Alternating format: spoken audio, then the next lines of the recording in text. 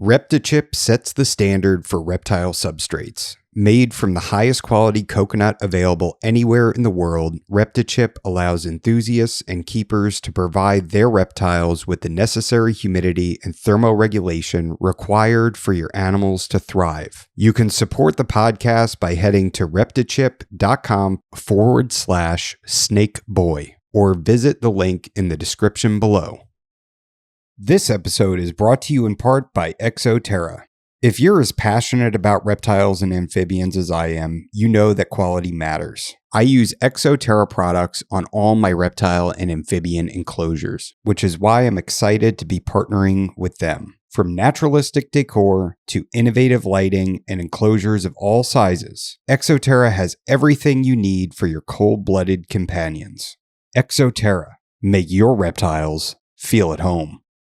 This episode is brought to you in part by Unlimited Exotic Pets. Every day is Veranda Day for Nick Lillis, and it shows. At Unlimited Exotic Pets, Nick produces high-quality monitor lizards with a deep commitment to ethical care practices and top-tier nutrition. These aren't just pets. They're responsibly bred, ethically raised animals. Whether you're looking for a new companion, starting a breeding project, or anything in between, Nick has you covered. Unlimited Exotic Pets, keeping and breeding quality without limitations. Love reptiles? Don't miss this. If you're passionate about reptiles, amphibians, and everything cold-blooded, Reptiles magazine is a must-have. Each issue is packed with expert care tips, stunning photography, and the latest news in the reptile world. Whether you're a seasoned herpetologist or just starting your reptile journey, this magazine has something for you. Subscribe today and stay informed on the best ways to care for your scaly friends. For only $14.99 a year, you can step outside your algorithm and get exposure to things that you wouldn't normally see or learn about. My family reads Reptiles magazine, and you should too. Visit subscribe.reptilesmagazine.com to get started.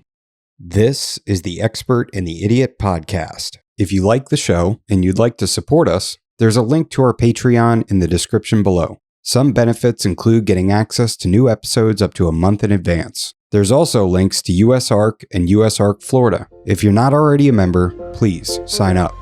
Enjoy the show.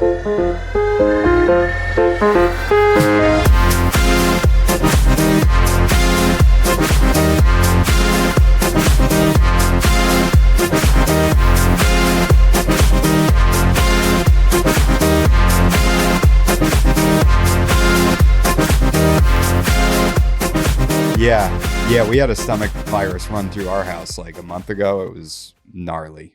Yeah, we did, but I was the only one that didn't get it, which was great. Good for you, man. We had a really bad bug come through our house like right after the twins were born. And I'm here to tell you, when you and your wife and your 3-year-old all have the flu while you have a pair of I think they're about 3-month-old twins at the time. That is a humbling experience. Oh yeah, man. I remember the first time we all got COVID, it was the Delta wave or something like that. Like it was the really bad one that went through Florida. Like friends of friends were dying. A guy that my wife works with passed away from it, like a dude that was in like his 30s or 40s. And I remember like that. And my son had 103, I think it was like 103.4 fever or something like that. It was crazy. Yeah. Crazy. And like we were all debilitated, and it's like, how do you take care of your kids then? It was not fun. Yeah. I remember it well. And then you have reptiles to take care of on top of it. Yes. And it opened my eyes to the start of, when you have one child, you're not like taking care of a reptile collection and one child, not that bad. When you get multiple children, multiple really young children, you realize that those reptiles that take like everyday care or every other day care, you've got to be really dedicated and have a lot of free time if you're going to make that work. I know for me, it will not work. I would love nothing more than to keep some tree monitors, green tree monitors specifically, or even Ackie monitors. I've turned down a couple Ackie monitors because I know, where I'm at in my life, it's not an option for me. I can't have something that needs fed every single day or every other day or something like that. Like I can't. I'm not there. Yeah. I'm not there. Not at this stage of my life. Maybe when the girls are a little older and they can help me with all of it, because they would love them just as much as I would. But right now, that is simply not the cards. Yeah.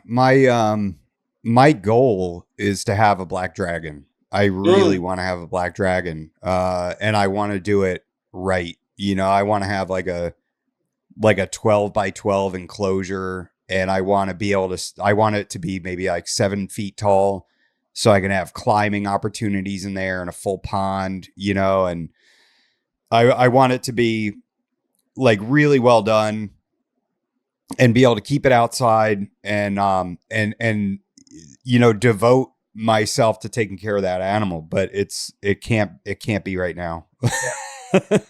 I can't on that note, keeping outside, I cannot express how jealous I am of people like you that you keep diamond pythons outside. Yeah. Like, yeah, that's awesome. Like, I would love to. I'm in Pennsylvania. I can't really, there's not a whole lot I can keep outside. Yeah. I could do it during the summer, but then I'm moving them in, and then, you know, you got to worry about, are they bringing parasites in? Are they bringing anything in? And it's no way. Not worth the headache. Absolutely not worth the headache. Yeah. Well, I totally forgot to do the intro. Welcome to episode 90 of The Expert and the Idiot. Today I'm talking with Christian Parr of Light Side Reptiles. And yeah, man, I'm excited to talk to you because you've got carpet pythons, which are a passion of mine. I love my jungles. I love my diamonds. One day I'd like to get some Brettles as well and keep those outside.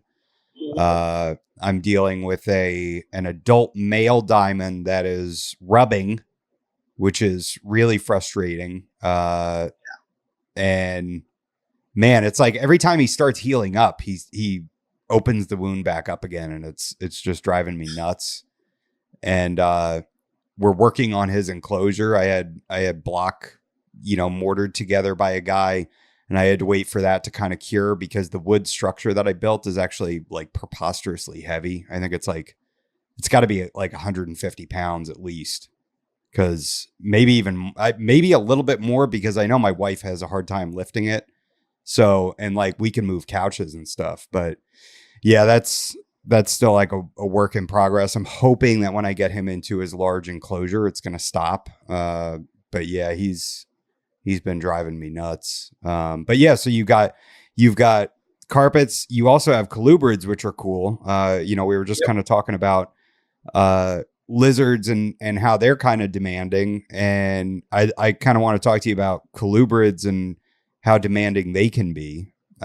Because in my mind, I'm like, oh, you have to feed them more. They poop more. They're more active, you know, all these things. So yes, I'd like to get your, huh? Yes, that's all true. Damn it. But they're not that bad, especially the kinds I keep.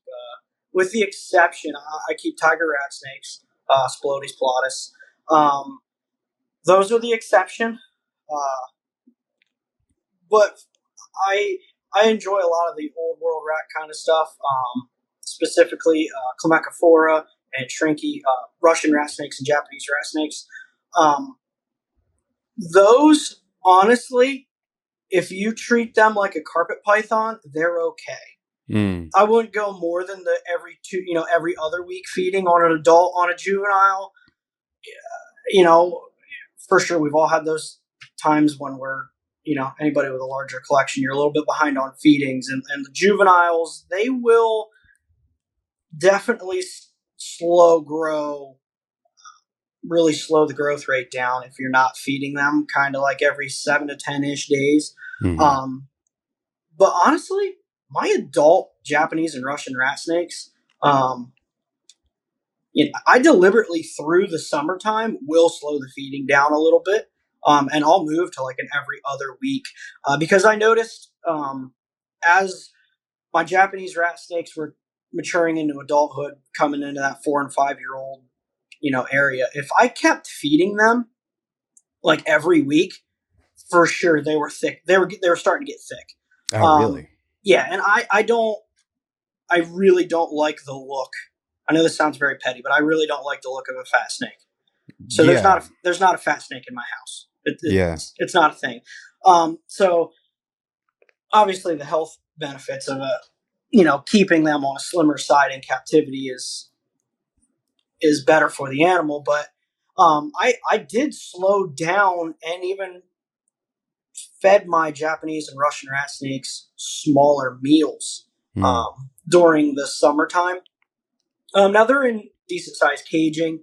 I keep all my adult animals in PVC enclosures, size depending on the animal, from a 3x2x18 to 4x2x2, depending on the animal. But a lot of my Japanese rat snakes are the Conasher Island locality animals, and they stay smaller. Like if you get on the internet and just type in Japanese rat snake, they're going to say, they can get 5 to 6 feet, and you're talking about animals that can eat, small rats, extra large mice and stuff like that. My Japanese rat snakes are very small. I think my largest Japanese rat snake is like 4 feet and about as skinny as a rope, and that's feeding him an adult mouse every single week, and he just doesn't grow. Wow. So my Japanese rat snakes are very small. I think there's not a lot of data, I guess, if you just do the quick Google search on the Japanese rat snakes.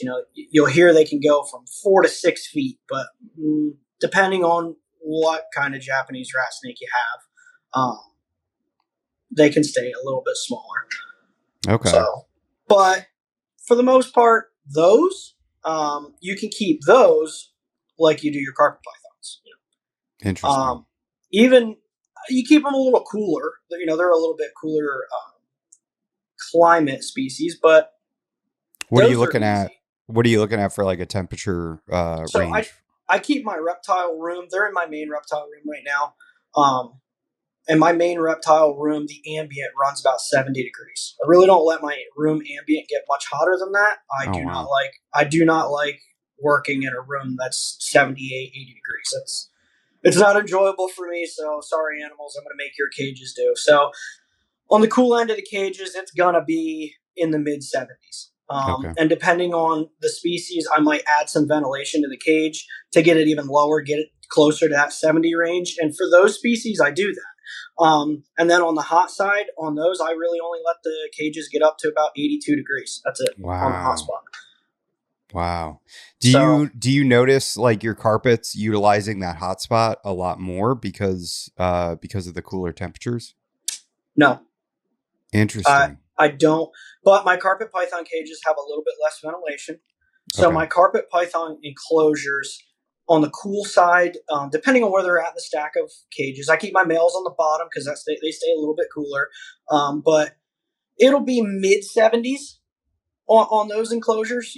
If you get down on the cool side, I keep all my adult carpets in a 4x2x2 with shelving. On the bottom corner of those cages, it's going to be like 74-ish. Okay.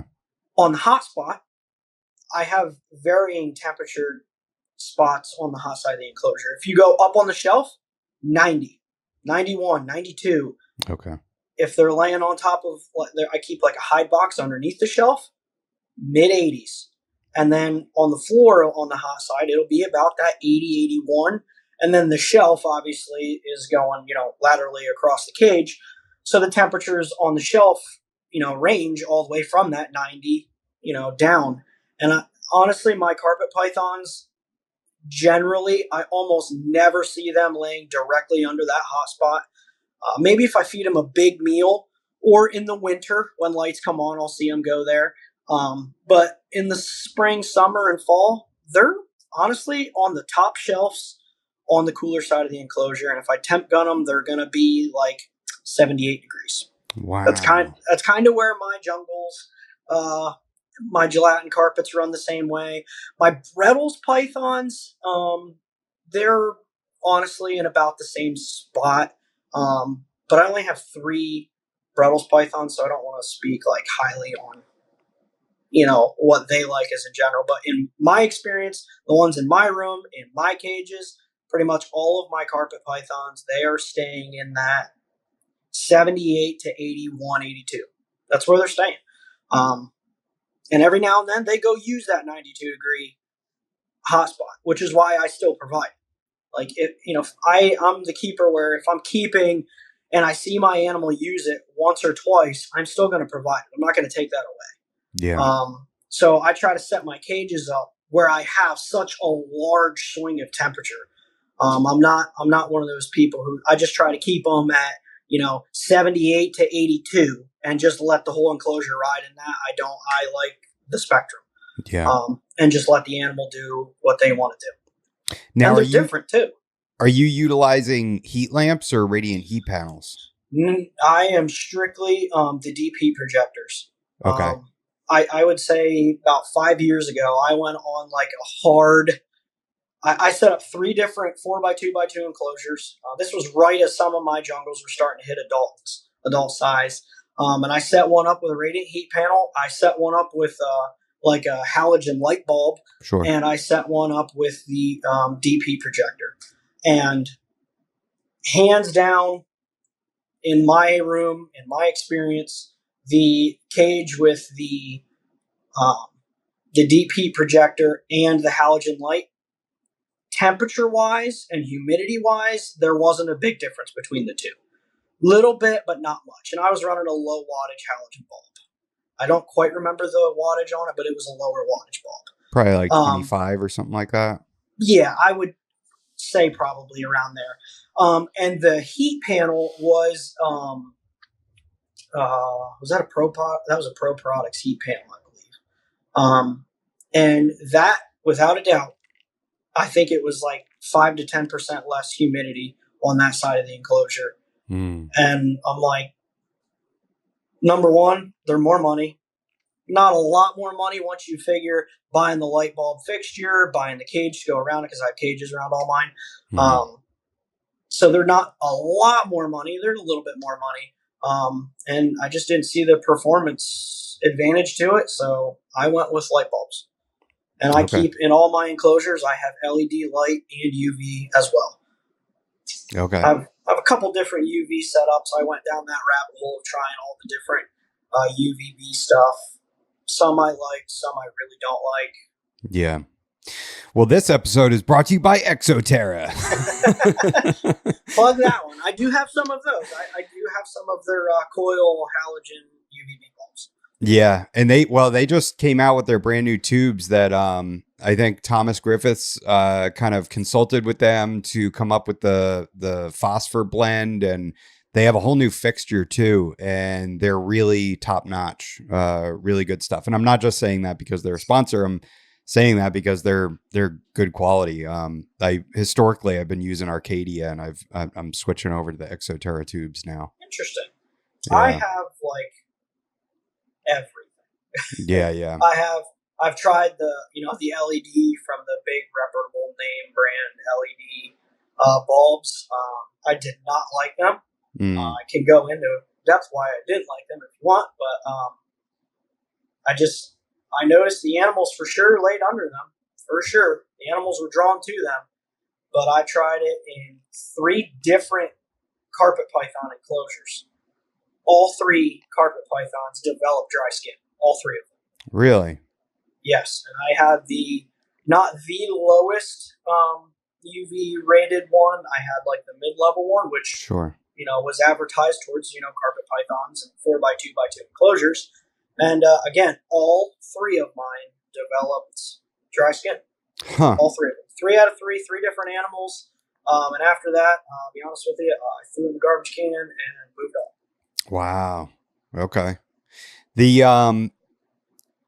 I want to get back to colubrids here, because you have, so So it's funny, like a lot of the colubrids you have, like if you had black milk snakes, you would have every colubrid that I want. Like I love the gray banded king snakes. I really do. Yep, The Alterna, they're so beautiful, dude. Like every time I see them, I just stop and stare because it's like, how is that something that nature selected for color wise? Like the vibrant, beautiful orange with just the nicest shade gray ever. You know, it's like how is that a thing? You know, they're so beautiful. And then you have mandarin rat snakes as well, which are I do. Anytime I see those at a show, I have to just stop and stare at them because they're just so bizarre looking. They're so cool looking. Yep. Yeah. It's funny you mentioned those two because, you know, the mandarin rat snake, you know, we all call them rat snakes, but I'm here to tell you, keeping specifically those two species, mandarin rats and alterna, almost identical. Really? They act almost the same. At least mine do. They temperature wise, they keep about the same. Feeding schedule, you feed them the same, they're gonna look the same. You overfeed an alterna or overfeed a mandarin rat, they get fat, and in my experience, get fat quickly. But they are a very similar animal to keep. I definitely think mandarin rats they're more king snake than they are rat snake for sure. Really? And if you come to my house, in my experience, yes. Interesting. And how do you keep them? Are you keeping those in like 4x2x2s or like what? No, what do you... those are in. I have my adult female mandarin is in a 3x2x18. Okay. My adult gray bands are in 2x2x18 high cubes. Okay. So, and in those temperature wise, I keep them both. I do have a heat lamp in there, but like on the herp stat, it hits like 15%, 20%. The LED lights I just use, you know, relatively inexpensive, you know, Amazon LED lights. They put off enough heat that also just when the lights come on, the cages get to about 80 degrees, and I don't want those cages getting any hotter than 80 degrees. So I have huge ventilation screens on the back of all of their enclosures to try to keep the cool side of that enclosure down to like 70. And I very, very rarely see my alterna on the hot side really at all, with the exception of my female when she's gravid. And my mandarins, I haven't produced them, but when the female she was producing follicles last year, I did notice her kind of up on top of her cork bark underneath the heat every now and then. But my female mandarin's pretty skittish, so if you're making, you know, a lot of racket in the room, she's heading to the box. She's heading on. She's and it's unfortunate because right now she is in actually my house. She's the only snake that's not in my snake room right now, and she's in a glass 3x2x2 you know, front opening enclosure, you know, for everybody that comes to my house to see. And most of the time I'm like, yeah, she's in that log, you see her right there, yeah, there she is. Yeah, they're I'm bringing up a picture of a couple of your gray bandeds here. Look at that. I mean, geez Louise, that is so beautiful. Yeah, that one, I think I just shipped that out last week. Wow. I only have I think that one. That's the only one I have left. Wow. Yeah, they're out of my last clutch of gray bands. Now, are they like locality animals? Like no. Okay. No. If I dig back through, my animals came from Justin Smith when his dad was getting out of his alternative collection. Okay. So I got, I don't remember off the top of my head because I honestly don't care because I don't have documentation, so I'm never going to claim they're a locality. Yeah. They are mixed locality animals. But since they're a mixed locality, I just tell everybody I don't even tell people what they are. They're just a hobby grade alternative. Okay. And does that what does that mean for like selling the animal? Does that like affect the price of the animal or? I don't sell my Alterna to like the reptile hobby community very often. Okay. I think I've only sold out of my 2 clutches of Alterna. I think I've only sold 2 of them that went to, you know what? I didn't even really sell them. Dan Sheen, anybody who knows who that is, I think it's Roots, Scoots, and Feathers or something like that. Okay. Roots, Shoots, and Scales, I think. We traded actually my adult female Mandarin for a pair of Alterna. Other than that, all of my Alterna, I do local reptile shows at a local like kids event place, and almost all of my Alterna have gone to families that have come in.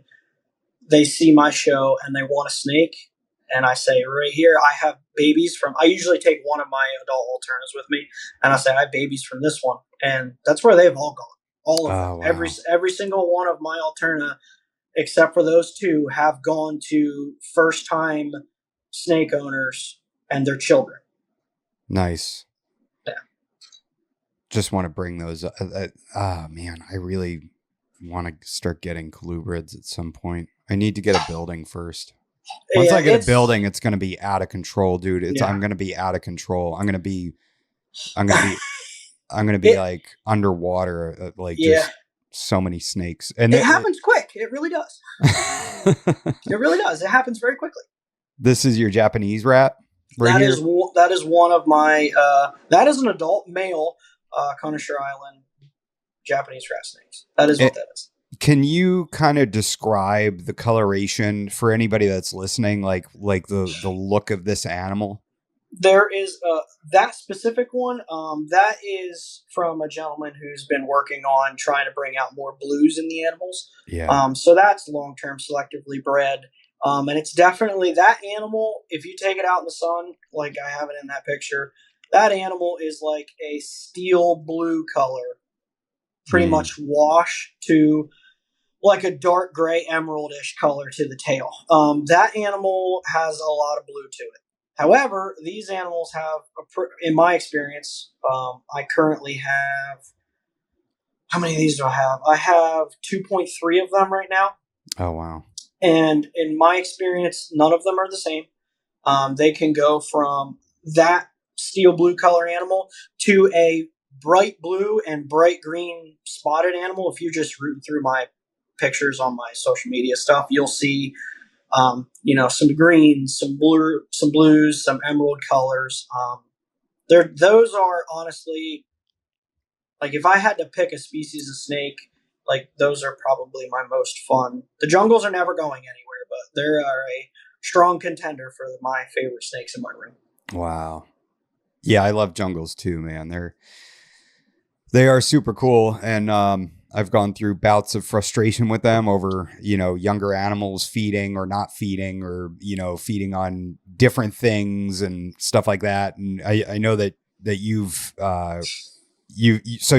had jungle clutches. How many babies have you gotten started, and how frustrating is that? I'm just trying to pick your brain for when that day comes for me. Well, I can't really give you a whole lot on the producing of babies because I've only had this last clutch that I had this year. Oh, okay, cool. Well, congratulations on that. And they are almost half of them are established at this point. They're not super old. They're only about little over 2 months old at this point. Wow. And I've just been like, in my experience, I have raised from babies. I think I have 15 or 16 jungles currently, and I've gotten rid of a few. So I've probably had 20 to 25 jungles circulate through my collection at some point. So I can pretty confidently tell you how to raise one successfully. And my experience with jungles are, number one, patience, because their metabolism and they are much slower than you are. Yeah. So patience is key. And you do have to come to terms with sometimes animals don't want rats. Yep. And or mice. Specifically, specifically the one that you're showing, when she was young, about that size, she wanted nothing to do with a rat. Wow. Nothing. Wouldn't even sniff at it. She hit 2 years old, and now she doesn't care what you feed her. Yep. She eats chicks, rats, mice, and I do try to vary the diet a little bit, and she'll eat anything. Now, what is the on this animal here? What is the background on this? This is a beautiful animal. It has a lot of the yellow tipping and the black bands, which I like. There's some a little bit of striping going down the dorsal, but there's also a nice combination of banding.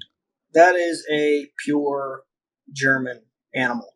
Okay. That its parents are direct descendants from Oliver Weiss, from Germany. Wow. Andrew Parr produced that animal, I believe, in 2021. Okay. Was this the animal that bred for you? No. Okay. No. The animal that bred for me is an MIA line jungle. This year I got a clutch from a first generation F1 MIA female to a pure Lasik male. Nice. Boy, it doesn't get much more pure than that, does it? No. I have been known to be like a pure snob. Yeah. Because that's what the bulk of my collection of jungles is. However, I like them all. Yeah. I just don't have room for all of them. Or I would have all of them. Like, I see everybody that posts, I'm pretty good friends with Martin Rosemont, and I see like a lot of the Gamma stuff, and yes, I've had one of those. And they all come in, and I have to like restrict myself from that many of them. Oh, dude, I sympathize. It's I swear there's so many different flavors of jungle. I mean, just this animal here that you're holding, and then you have the zebra in the background. And I don't know how I didn't end up with a zebra, but it's probably a good thing that I didn't.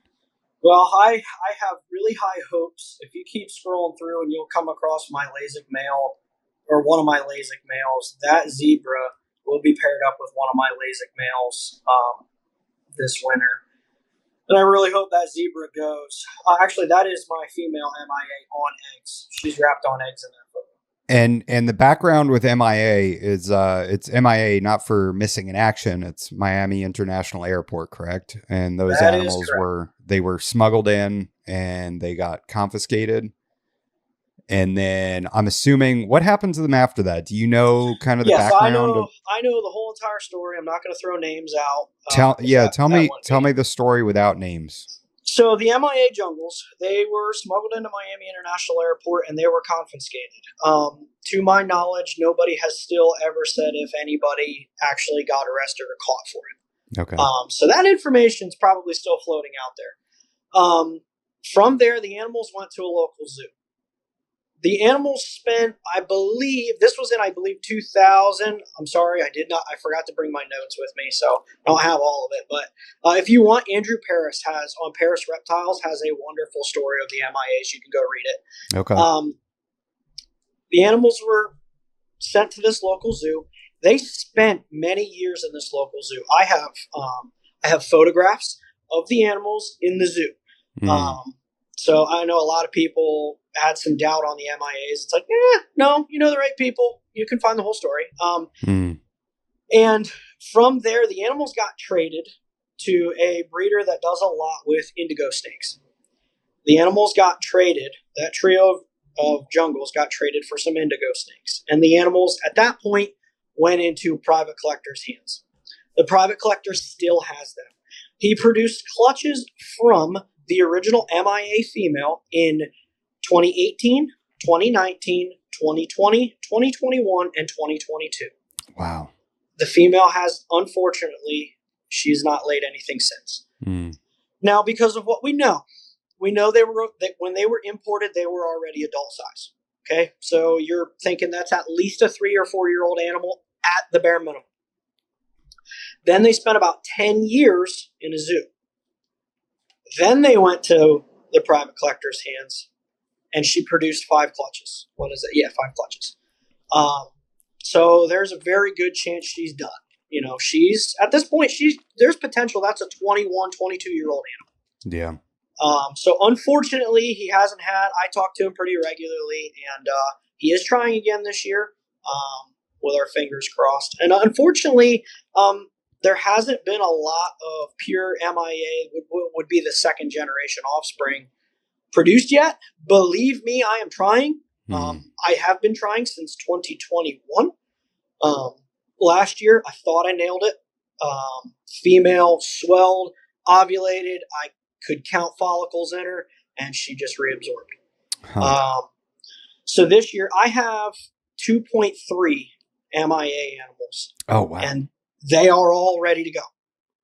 Nice. So I am really hoping this year will be my first year where all 3 females are up to size and ready to go, and both boys are up to size and ready to go. So I am really hoping to tick that one off this year. Right on. Yeah, they're beautiful animals. It's funny. Like I don't like the fact that animals get smuggled, but at the same time, when they get smuggled and then go to a zoo, I'm like, yeah, some fresh blood. Yeah, the MIA story was just not how I would have done it. I understand why the people who had them wanted their names kind of like left out for now. And by the way, if anybody wants to know these things, shoot me a message. I'm easy to find on social media. I have permission to give the names out who has them right now. And I can put you in contact. But I'll be honest with you, I'm on the list before you, so good luck. But it is really good that we did get the animals into the hobby. I called it myself when we started getting these younger animals, and I saw the real pictures of these animals, full, just cell phone pictures of them in tubs. I'm like, these are not screaming black and yellow jungles. Yeah. They're not. And a lot of people were so excited to get in on the MIA stuff, and they were pretty expensive when they came out. And I had numerous conversations. I'm like, this is all going to die. Like, we all know as soon as these animals hit 2 or 3 years old, they're all going to turn into a muddy brown gold snake. Like, we know this. This pattern has been repeated in the jungle world time and time again with all the other stuff that's come into the country. And it takes a couple generations to produce those really nice black and yellow jungles that we all love. And called it like a book. Like, once those animals hit adulthood, you were seeing some adult animals get sold off from collections. And honestly, now there's only, I think, a handful of us that still have a couple males and a couple females, and we're going to try to keep the MIA line pure and going. Yeah. Hopefully, fingers crossed, we're all successful, and moving forward, the MIA line will turn into like every other line, and it'll be out there, and everybody who wants one will be able to get one. Yeah. Till then, do you see benefit in outcrossing that line to another like pure jungle line? But maybe like let's say you had a pair of MIAs, right? And you breed your female 1 year and then you give her the next year off. Would there be benefit in taking that male from that pair and breeding it to and kind of outcrossing that way, since the male's not really doing anything that season anyway, from a purity standpoint, of maintaining the line? Is there, do you view benefit in that, or do you think that MIA should be kept with MIA? Both. Okay. I think it's vital. I mean, I did it this year. Sure. My first MIA clutch came from an outcross pairing. So I'm doing both. My males will be in cages with all my other quote unquote pure, line animals, without a doubt.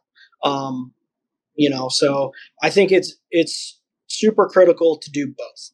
Yeah. Keep the line around, keep it in its pure form, work on it, try to refine it.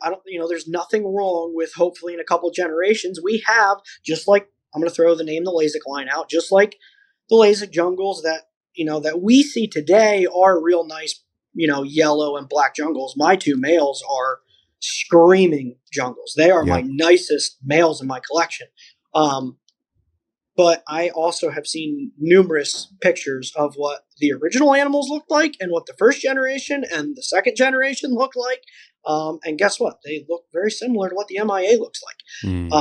As a matter of fact, for anybody who's curious out there, if you just look up the original LASIK TG line animals, just get on a jungle carpet forum, you'll be able to find those pictures.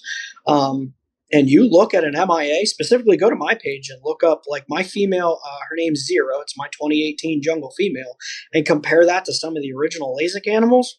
Not too far off. So yeah, I have my female from Nick Mutton is she's got I wish I could bring up the lineage chart that Nick puts together. They're a work of art. And it's she's got LASIK, she's got CoverGirl, she's got all these incredible animals that you can look at going back way back in time, and she is just breathtaking. Just the most beautiful jungle. She really is. Yeah, I have the spectrum. I have some of my MIA jungles. To most jungle people, they'd be like, that is the ugliest jungle I've ever seen in my life. Yeah. And then I have, for instance, my zebra.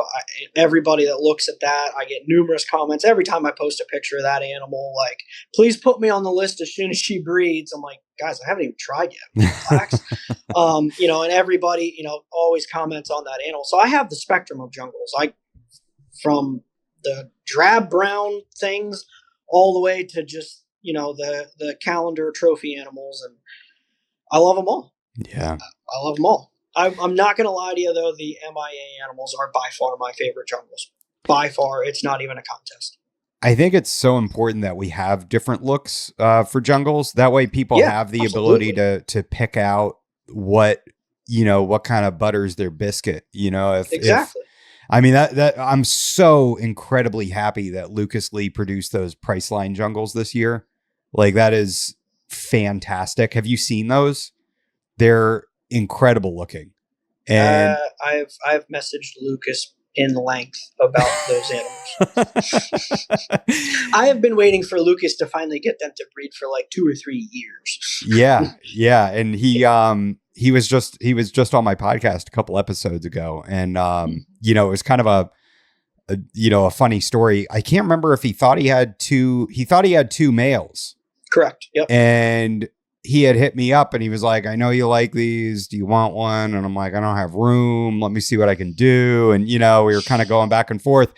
And I think he was supposed to sell one and he got ghosted. And thank God he did, because then all of a sudden he got that swell and it was on.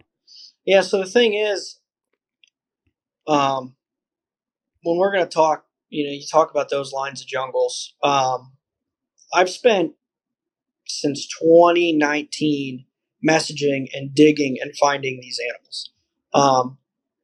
I personally own two LASIK line males. I have a Tully locality male as well. We're all male heavy, all of us. Yeah. So females are very few in between. Mr. LASIK himself has, I believe, 1 or 2 at this point. I'm really praying that one day I can actually get a jungle carpet produced by Mr. LASIK himself. That would just, like, I could almost quit the reptile stuff and just be happy at that point. Yeah. But, LASIK line stuff, it's few and far between. The unquestionable LASIK line animals, I should say, are few and far between, and we've all got males. Yeah.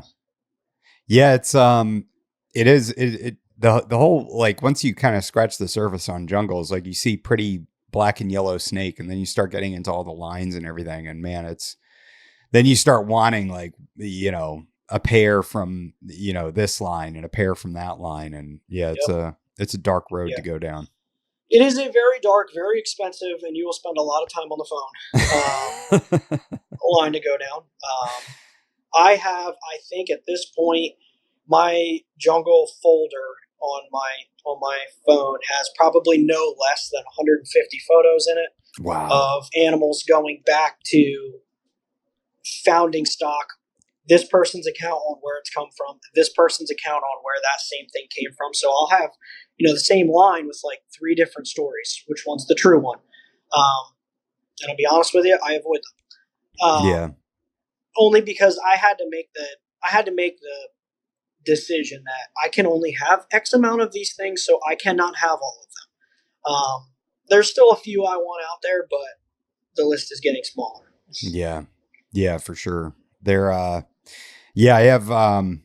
have my female is from Mutton, and then my male that's doing really well is from Mike Curtin, and he is just the most beautiful black and yellow banded snake I've ever seen in my entire life. And then I have 2 from Mike Cross as well. I think they're unrelated or maybe partially related.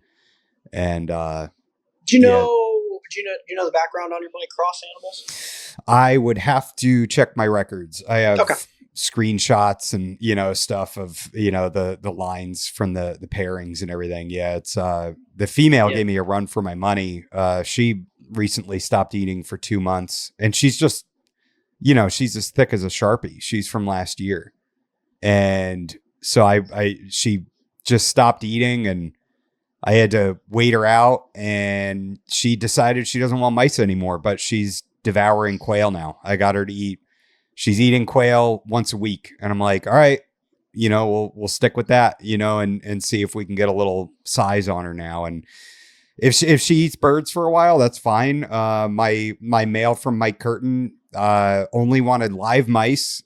And ouch. Yeah, until it got to the point that the mice were too big and I didn't want any damage done to him. So I switched him over to quail, and he took the quail. And then once he went into his 4x2 by 2.5 tall enclosure, now he's slamming rats. I mean, he'll eat anything. He will devour anything, which is really nice.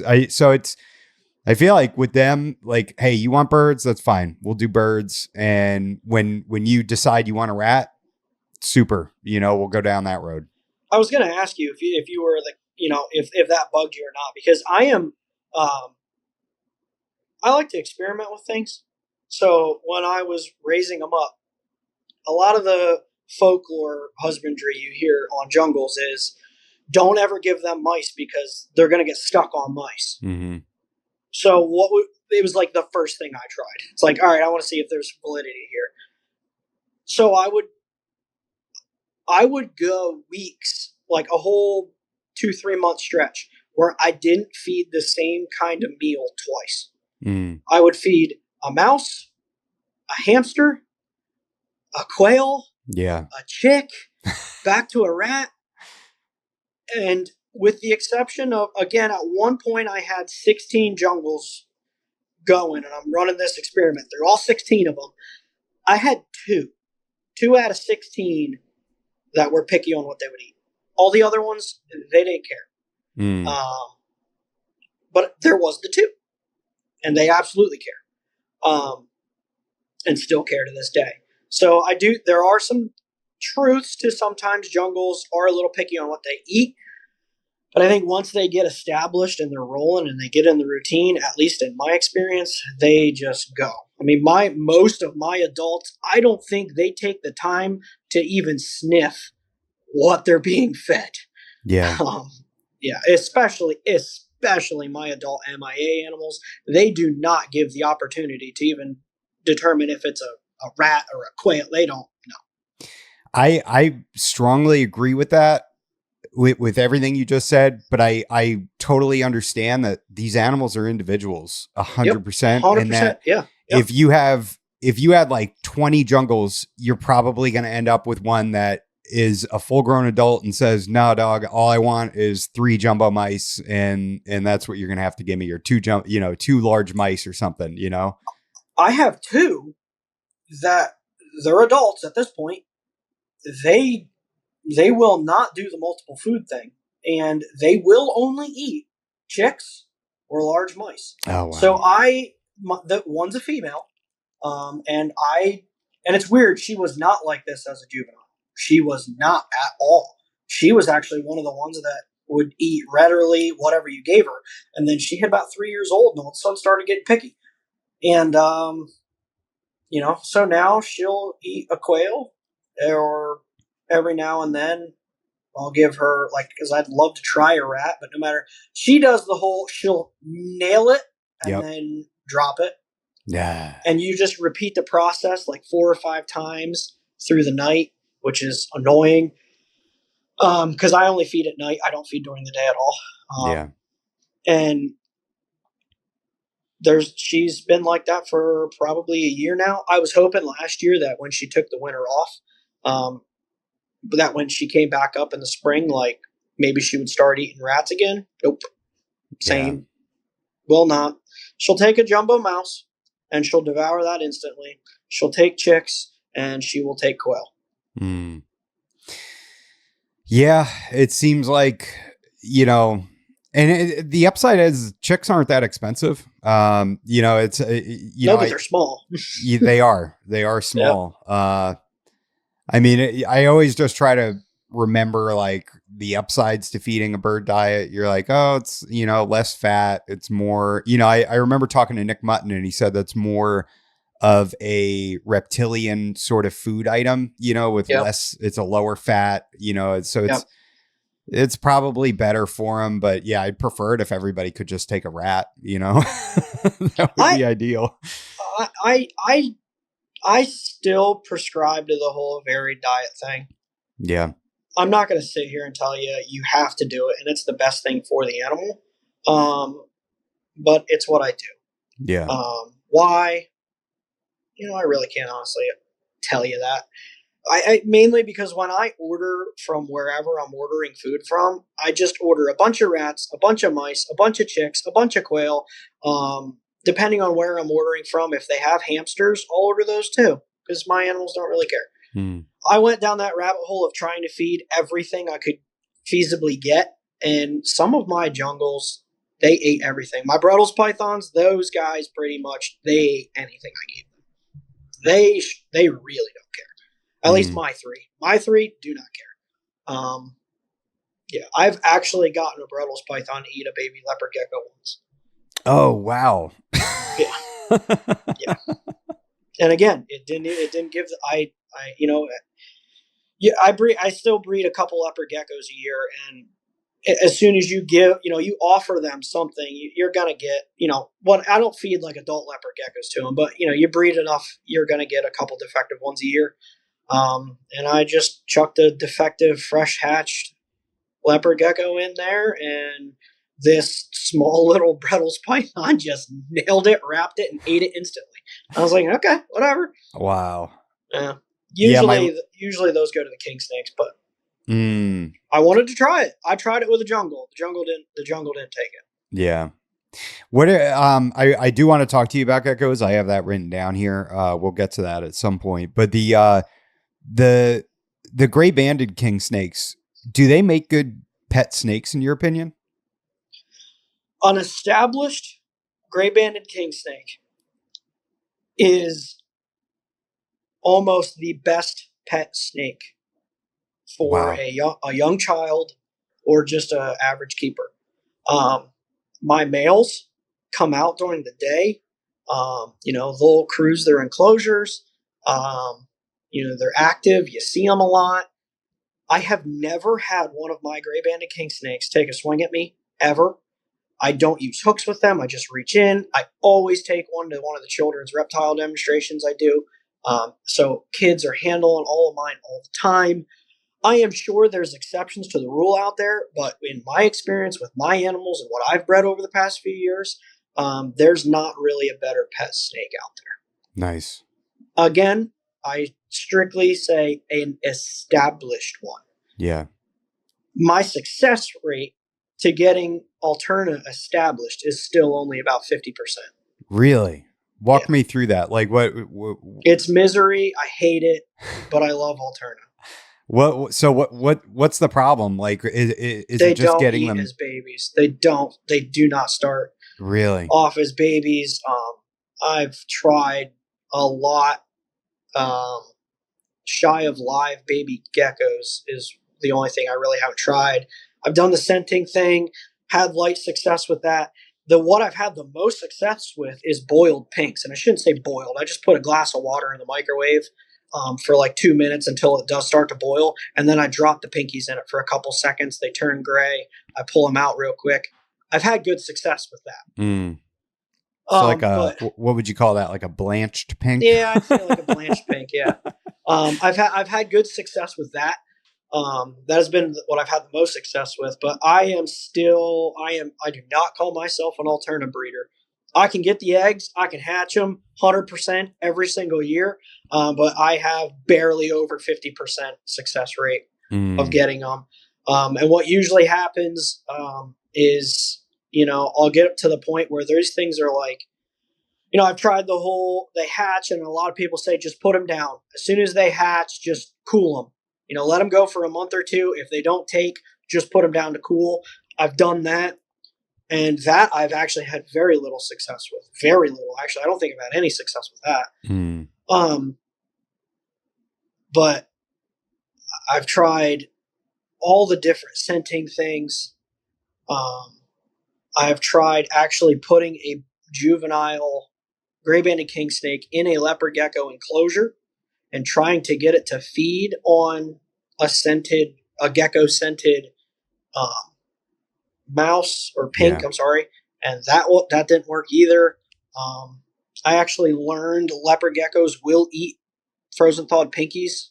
Leopard geckos will? Oh yeah. So what I did is I took a handful of pinks, and I dropped them in a couple different of my male leopard gecko enclosures just to try that scent, like live gecko scent. And I came back 15 minutes later to no pinkies in all three of the males' enclosures. Oh no! Yeah, they ate all. I put like 3 in each of the tubs, and I came back and all 3 of the males ate all 3 of the ones I put in there. And I'm like, oh well, that's frustrating. Okay, well I learned they'll actually eat this, which I knew, in the leopard gecko world, people had said they used to feed pinks to adults, so I knew it was a thing. Mine had just never seen them, so I didn't even think they would eat them. And leopard geckos typically don't eat anything that's not moving. Yeah. So frozen thawed pinky didn't think it was an issue. Well, apparently they ate them. So wow, that was an epic failure.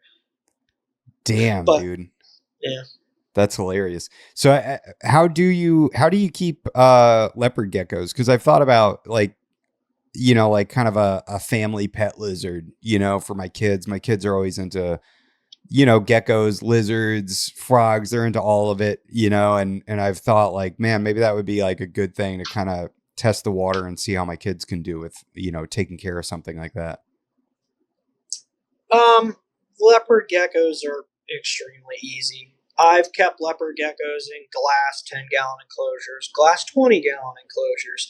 I kept one in a PVC 3x2x18 because I had a spare one at the time. I kept one in there for a while. It worked. I also, all of my leopard geckos at this point are in 28-quart tubs in a rack with basically carpet python husbandry. Same temperature ranges, low 70s to 90, hot spot, give them the variety. I don't see my leopard geckos actually resting on the hot side a lot. They like warm, humid environments. That's their favorite thing. So if you put like a hide, like a humidity hide, if you know what that is, yeah, like a humidity hide in an enclosure on the warm side, not directly under like the heat lamp or like directly on the heat tape, maybe just a little bit off of it, so it's warm, but not super warm, and that's where they're going to spend the majority of their time. Can you describe your humidity hides and how you set yours up? I've tried many different things. What I do for all of my adults is it is a cheap black like food container that I cut a hole in the top of it. I use cocoa fiber substrate in there, and I just moist the cocoa fiber, and that's what I use as a lay box for all my females. And the males, I give the same thing to my males just because I have so much of it.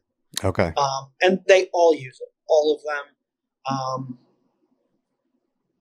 It's super basic. I always tell people with leopard geckos, if you give it a place where it can get warm and it can stay and it can get hydrated. I don't use water bowls.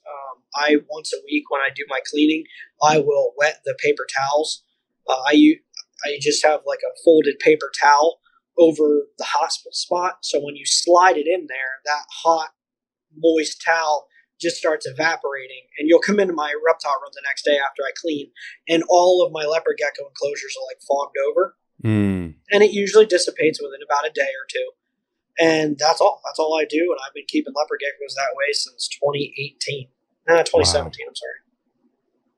Wow. So they're super easy. You could go from the absolute bare minimum setup, and it will thrive, to a completely decked out, bioactive, planted leopard gecko enclosure. And as long as it can hydrate itself so it doesn't have shedding issues, it can access bugs that it likes to eat, and you get the vitamin, calcium powder right, they're very easy. Very easy. Okay. As long as you're okay with dealing with bugs. Do they require like UVB? Nope, I keep mine in racks. Have I kept them with UVB? Yes. Did I notice any difference? No. Okay.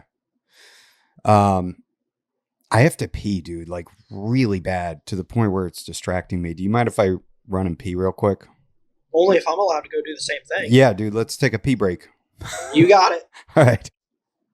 So how did you get your how did you get started in reptiles? What brought you into the hobby initially? So I grew up, in the late 90s, early 2000s. So of course I grew up watching Animal Planet and Steve Irwin and all those kinds of things. So as a kid, I kept house geckos and green anoles. Wasn't allowed to keep snakes. So when I graduated high school, moved out, the house I rented, I wasn't allowed to keep reptiles. So I went a couple years without them. Eventually, got a house, and only went a few years without having any reptiles. And then, told my wife I wanted to get back into keeping reptiles. I wanted snakes. She was a hard no. So I ended up I convinced her to let me get a leopard gecko. 1 turned into 4, 4 turned into 10. I started breeding. 10 turned into 50 of them really quickly. Wow. And it just kind of escalated from there. Eventually, convinced my wife to let me start keeping jungle carpet pythons. And I did the same thing.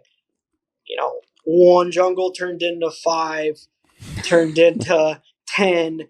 And then when I came back into the hobby, I got bit by the whole pyramid scheme of have to be a reptile breeder. I will fully admit it. I got caught up into it. And, everybody at the time was, you need to focus. You need to have a focus collection because there's where you're going to get your best results. And I very quickly learned that was not for me. I would see all these other cool species, and I would be like, but I want one of those too. Like, I want one of those. I'm taking care of 10 snakes. What's one more? Yeah. So I branched out to 1 snake. Then I got a pair of this and a pair of this. And now I'm up to, I believe I'm sitting around 15 to 18 different species. And now I have geckos, and colubrids, and pythons. I don't have any boas currently. That will likely change in the next few years. But what are you looking at? What catches your eyes? What catches your eye in the boa realm? A few things. I wouldn't mind a male true red tail. I've no desire to breed boas, no desire to have a big collection, but I do. A really nice male red tail boa, to me, is a beautiful animal. I'm not into morphs, like, almost at all. Yes, there's some nice looking ones out there, but I'm not into morphs. Sanzinia. Oh yeah. are 100% on my I will own some at one point. I got the chance to interact with some mandarins. At one point, believe it or not, I kind of prefer the mandarins over the greens. I will have some of those at some point. They're on the bucket list. Unfortunately for me, my wife and I had twins a little over 3 years ago now, and I doubled my house. I put an addition on my house. And when I put the addition on, I built a large basement to have a very large snake room, and I still do not have it done. So I'm currently limited as to what I can fit in my room, and what I can only bring in like 2 animals at a time because my quarantine space is very small right now. Okay. So once that room gets finished, I will peel the Band-Aid off, and I have a list of about 5 different species that I will go acquire rather quickly. Nice. Talk to me about your basement. Like what are the dimensions and what are you doing to set it up? And I'm assuming that with you keeping as long as you have, you probably have a really good idea of exactly what you want, right? Yes, and it does help that I have a construction background. Nice. And a fabrication background. So I can build anything I want. That's a huge help. But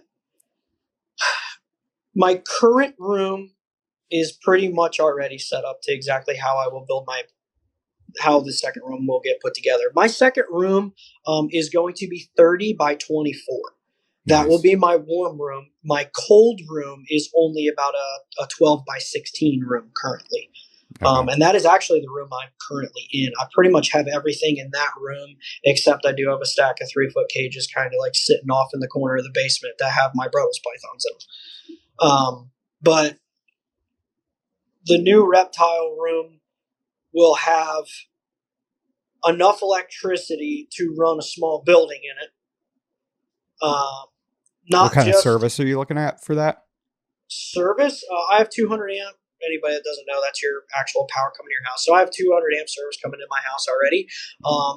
And very conveniently, my breaker panel is right on the other side of the wall from where the new room will be. So I will run 4 20 amp circuits to that room. Each wall, all four sides of the room, will have its own 20 amp circuit. Okay. So I'm not running a ton of cages off of the same circuit. I wrote an article for Reptiles magazine a couple years ago talking about dealing with cold weather issues living up north. And I kind of explained in there a little bit on how I'm sorry, that was THP magazine, not Reptiles magazine, about setting your room up for disaster. And I still do that. So that's why I'll run a different circuit for each wall. So even if I have a breaker fail or a circuit fails, the room's not going to fail. The room will be fine. If it's in the dead of the winter and one circuit fails, I will not have one heating system on, or it won't take out the whole heating system of the room. The room heat will still be on. I have both electric and gas heat in there. So even if a complete power outage comes and I'm not home, the gas heat is still in the room and will kick on at a threshold, and my room will stay warm with no power. Nice. Obviously, I have generators and stuff, so that'll all be tapped into the room as well.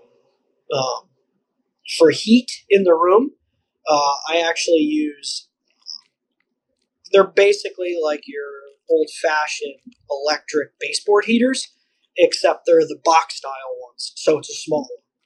So I actually have them mounted in my room. At the end of a stack of cages, I put another whole sheet of PVC and mounted it to the outside, so I have no heat transfer coming into the cages. So they're real small heating boxes on the sides of my cages. They don't take up any room in the room. And I have, right now in my room, I have 2 of them. They're small. And in my main room, what will be the big room, I'm going to have actually 4 of them. Again, 1 on each circuit. So again, I will, even if God forbid a snake somehow, some way rips a wire out and trips the breaker, I'll still have all the other heat in the room. Okay. Like, I try to make my room foolproof. Yeah. Yeah, I'm looking at getting a building.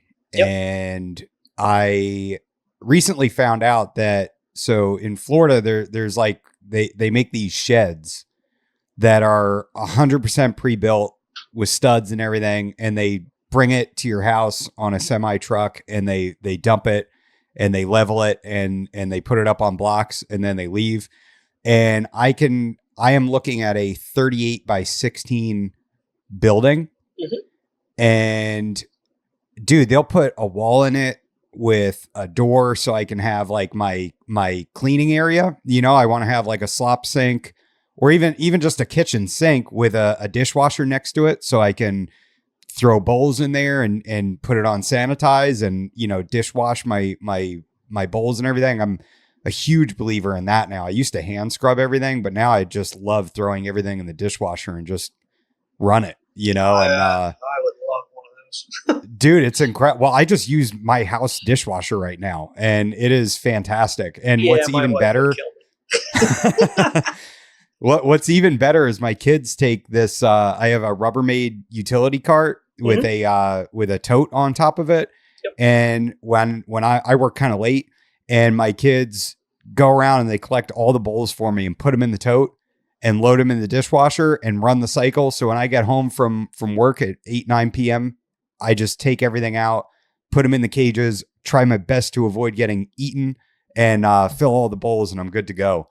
So that, you know, and my kids are being compensated for that.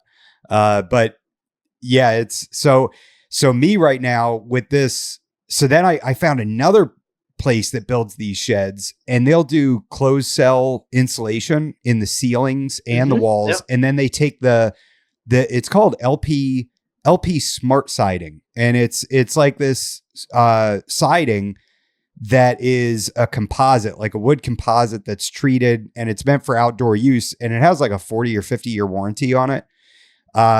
They do the entire interior in that. So they do the insulation. They'll put in 200 amp service on there.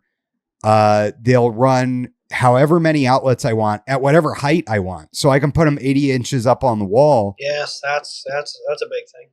Dude, it's awesome. So I'm like, I had this whole thing spec'd out, and it came to like $35,000. Yep. With electrical, insulation, all the walls done, you know, like everything all decked out. All I'd have to do is have power run to it from I have like a breaker under my meter.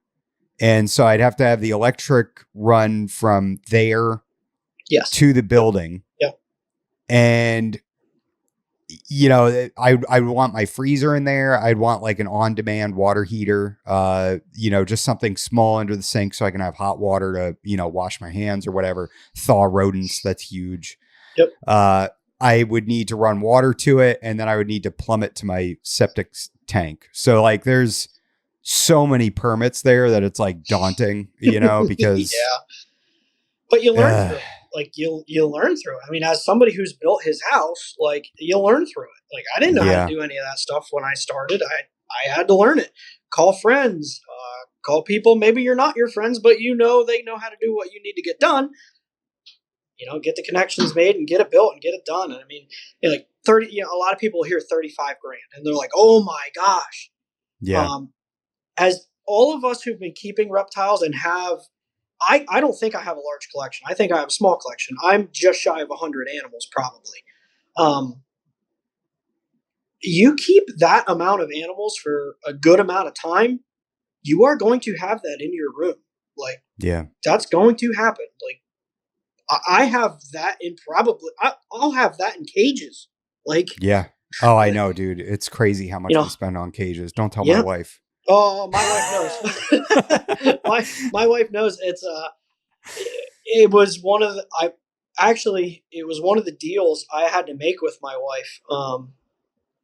When I started keeping, my wife's like, "You are not going to be one of these like rat guys."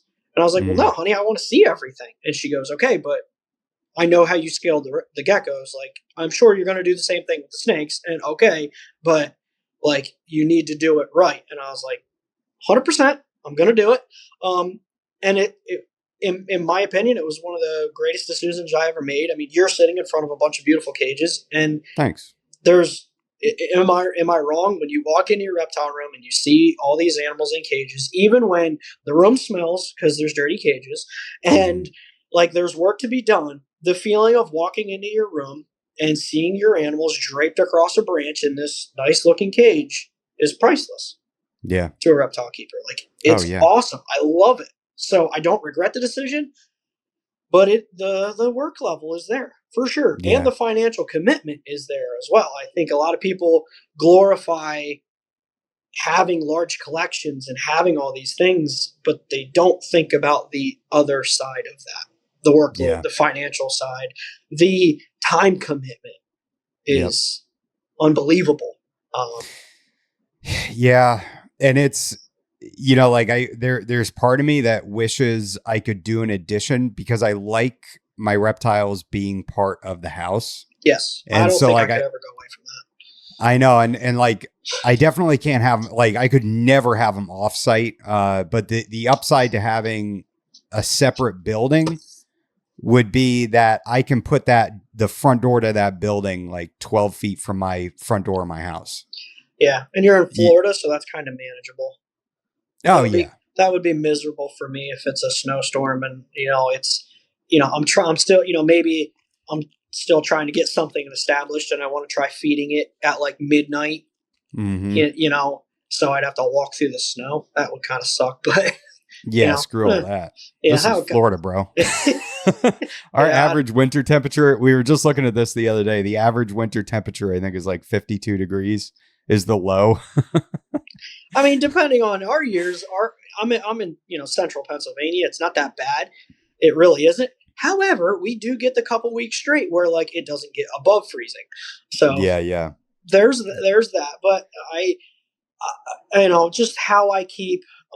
I live I'm the poster child for someone who's too busy for their own good. So unfortunately, a lot of like my snake feedings happen at 11:30, 12 o'clock at night. Like, that's what I'm feeding, Yeah. I'm usually trying to feed at like 7:30, 8 p.m. Like, I wait for the sun to go down. Everything's dark, and then that's when I try to have it all done at a reasonable time, that way. But yeah, there are definitely late nights where all of a sudden it's, the quarantine rack is filled with pee, and I got to go through that, and I really appreciate where you're coming from with the sort of eclectic collection. I'm very much the same way, except I have a real love for boas. Boas are awesome, dude. Like, I have Argentine boas, and they're the coolest thing in the world. I love boas. I do have a couple morphs. One is an IMG. But I've got blood pythons, spotted pythons, jungles, maclots. What else? Timor pythons. Those are interesting. Yeah, they are. I've never had them, but I've had the opportunity to work with a pair, and that's now I'll pass. Yeah, you got peed on. Yeah. Hard pass on that one. They are so cool though, but yeah, they're all over the place. I mean, sometimes they want to eat my face.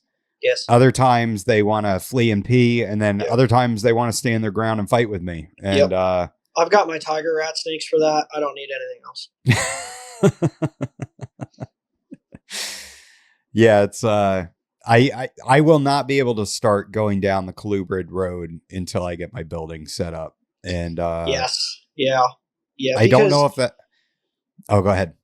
Well, one thing, like with me and colubrids, keeping them, I will absolutely say the majority of them are more active than pythons. So if you're already on the side of the fence where you like your animals in cages because they have room, a colubrid is a smaller snake. In general, they're a smaller snake, at least the ones I keep, at least. But they're very active, and they will use as much room as you give them. I put a Japanese rat snake that coiled up fits in my hand in the same size enclosure as a 5-foot jungle carpet, and that little skinny Japanese rat snake uses the enclosure more than that jungle does. Yeah. So it's rough. Yeah. Especially your wife is holding you to such a high standard. Well, got to have them in cages. yes, but it is definitely easier to work with the animal when it's in a cage. I have animals in my collection, specifically like some jungles. I know like Mr. Hyper was talking on one of your recent podcasts about using shift boxes and stuff like that. Yeah. I have jungles that I physically have not touched in probably a year to a year and a half. Wow. Because they don't like being touched. Whether they run and pee, they do that thing, or they do the bite thing. I have a few, very few. I only have 2 or 3 that are like that, but I physically haven't touched those snakes in 2 years, maybe even longer, because they're in a cage. They've learned, hey, when the food monkey comes in, he's either feeding or changing my water bowl, and if he's just going to grab my water bowl, he doesn't mess with me. I don't mess with him. They stay curled up in their corner. They'll watch me. Their head's moving like they know I'm there, but they're not striking at me. Where if they were in a tub, no matter what, the animal's not really getting away from you. You know what I mean? They can go on a hide, but they're still only 3 feet away from you, unless you have really big tubs, which there's nothing wrong with that either. You can make it all work. But I just find it much easier to work with animals in cages. I could not imagine keeping tiger rat snakes in a rack. Not a chance. Like, those animals are very fast moving. They're long, they're lanky, and they are strong. But again, my big tiger rat, I get in his enclosure. He stays on one side. I change the water bowl, do some spot cleaning, and I close the door. Yeah. He doesn't come after me. He stays on his side, and we exist. I couldn't imagine keeping that animal in the tub. Yeah. Have you ever thought about dry marcon? Numerous times. Yeah. I have almost Mike Curtin. I've talked to Mike about. I would love some yellowtails. If I get any, it's yellowtails. But they are not on my I want list, actually. Yeah. Yeah, I keep looking at the indigos. There's so many. I would like a black phase indigo, something really dark, really impressive looking, and at some point maybe we'll see. I know that that's probably the pinnacle of the colubrid care. Yeah, to some. I mean, we all have our difference, but I can tell you, it is not the same taking care of a boa or a python as taking care of something like that. Like, my tiger rats, I literally feed them on a Monday, and I got spot cleaning to do on Tuesday. They process it quick. Specifically the tiger rats, I do the more often feeding but smaller meal approach. So there's definitely more maintenance with those. Like, I only have 3 of them, and most likely will never have more than 6 of those. And it's because where I want to keep them and how I want to keep them, it's a higher workload than anything else, like a python or some of my slower metabolizing colubrids. And I'm imagining indigos, they're all in that same high metabolism species of snake. Yeah. Yeah, it's the Timor pythons have a pretty fast metabolism. So like they'll eat and it's 2 or 3 days later, I got to get in there and clean. They often are leaving urates around their cages, things like that. The boas are probably the lowest maintenance of all my snakes. I mean, they don't move a whole lot. They don't eat very frequently, or they put on weight. They gain weight very easily, and then their digestion is very slow, which I kind of like. It makes me want to add more boas. Yeah, it definitely helps when it's an easy to keep animal. Yeah. It definitely helps. Yep. Even though the Argentines, I know that their space requirement is going to be larger, in the future. I foresee myself probably keeping the females in maybe 8x2x2s and maybe the males in 6x2x2s. Nice. But I have years, I feel, before that's going to happen. My female has maybe grown, like half a foot in the past year and a half since Yep. I've had her. Yep. She's about, I think I got her at like 5.5 feet. She's around 6.5, somewhere in that area. And, but she's very comfortable in a 6x2x2 right now. Yeah. The beauty of slow growing, slow metabolism snakes is it is very appealing. That's why, I mean, it's one of the reasons why I have so many carpet pythons, because like I got one and it's like, honestly, one's kind of boring. You know what I mean?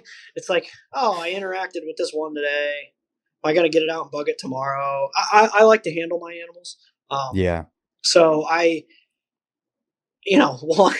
one wasn't going to cut it. Two wasn't going to cut it. So, you get, 4 or 5 of them. And then I was pretty happy with 4 or 5 of them. But then I, of course, got the I want me's and can handle more. So I got more. But the beauty of you can buy, a python or a boa like that, and you have years to worry about that full size enclosure. Years to worry about that. Yeah. Where a tiger rat snake, you buy a baby, and you basically got 3 years to where it needs that big enclosure. Yep. Yeah, it's even the blood pythons grow extremely fast. Like, it's mind-boggling how fast they grow and really? how quickly they progress in feeder sizes. Like I got a female. I can't remember when I got her. It was only maybe back in February. And when I got her, she was on weaned rats. And then very quickly I was like, all right, this is like humorously, like it's comically small. So I went up to small. Now they're on medium rats already within that span of time. And medium rat doesn't even leave a lump, so like they pack size on quickly. Yeah, I'm not used to that. Yeah, it's weird. I mean, like the jungles, it feels like they kind of got to a point and they've really slowed down now, where it's like the growth. How old are yours? My jungles? Yeah. 23s, I believe. So they're hitting about that 2-year. It depends. I've experienced with that, like, feed them a lot when they're young and grow them fast and then slow it down over time. And I've also done the whole, I feed my babies like I feed my adults. Mm-hmm. And yes, absolutely, they take forever to grow that way. 100%. Time will tell on the longevity of which one's better. I'm still kind of running that experiment out, but yeah, I also don't feel like I have a big enough sample size to, say anything definitive at all about that. Yeah. But with your jungles, the ones that don't want to be touched, are they all females? No. Okay. I must just have, like, it must have just worked out where my males are giant babies. Like they've never bitten at me. They don't bite at me. They're super chill and laid back. I can take them out and hand them to one of my kids. But the females are just a little bit more high strung. And I didn't know if that was a male female thing or if it's just the luck that I ended up with. I think it's the luck you ended up with. Yeah. Also, some of the bloodlines may have something to do with that. I'm actually 50-50. I only have currently, but I've had 4 jungles that you can't handle. And it actually is 50-50. 2 were females, 2 were males. Oh, okay.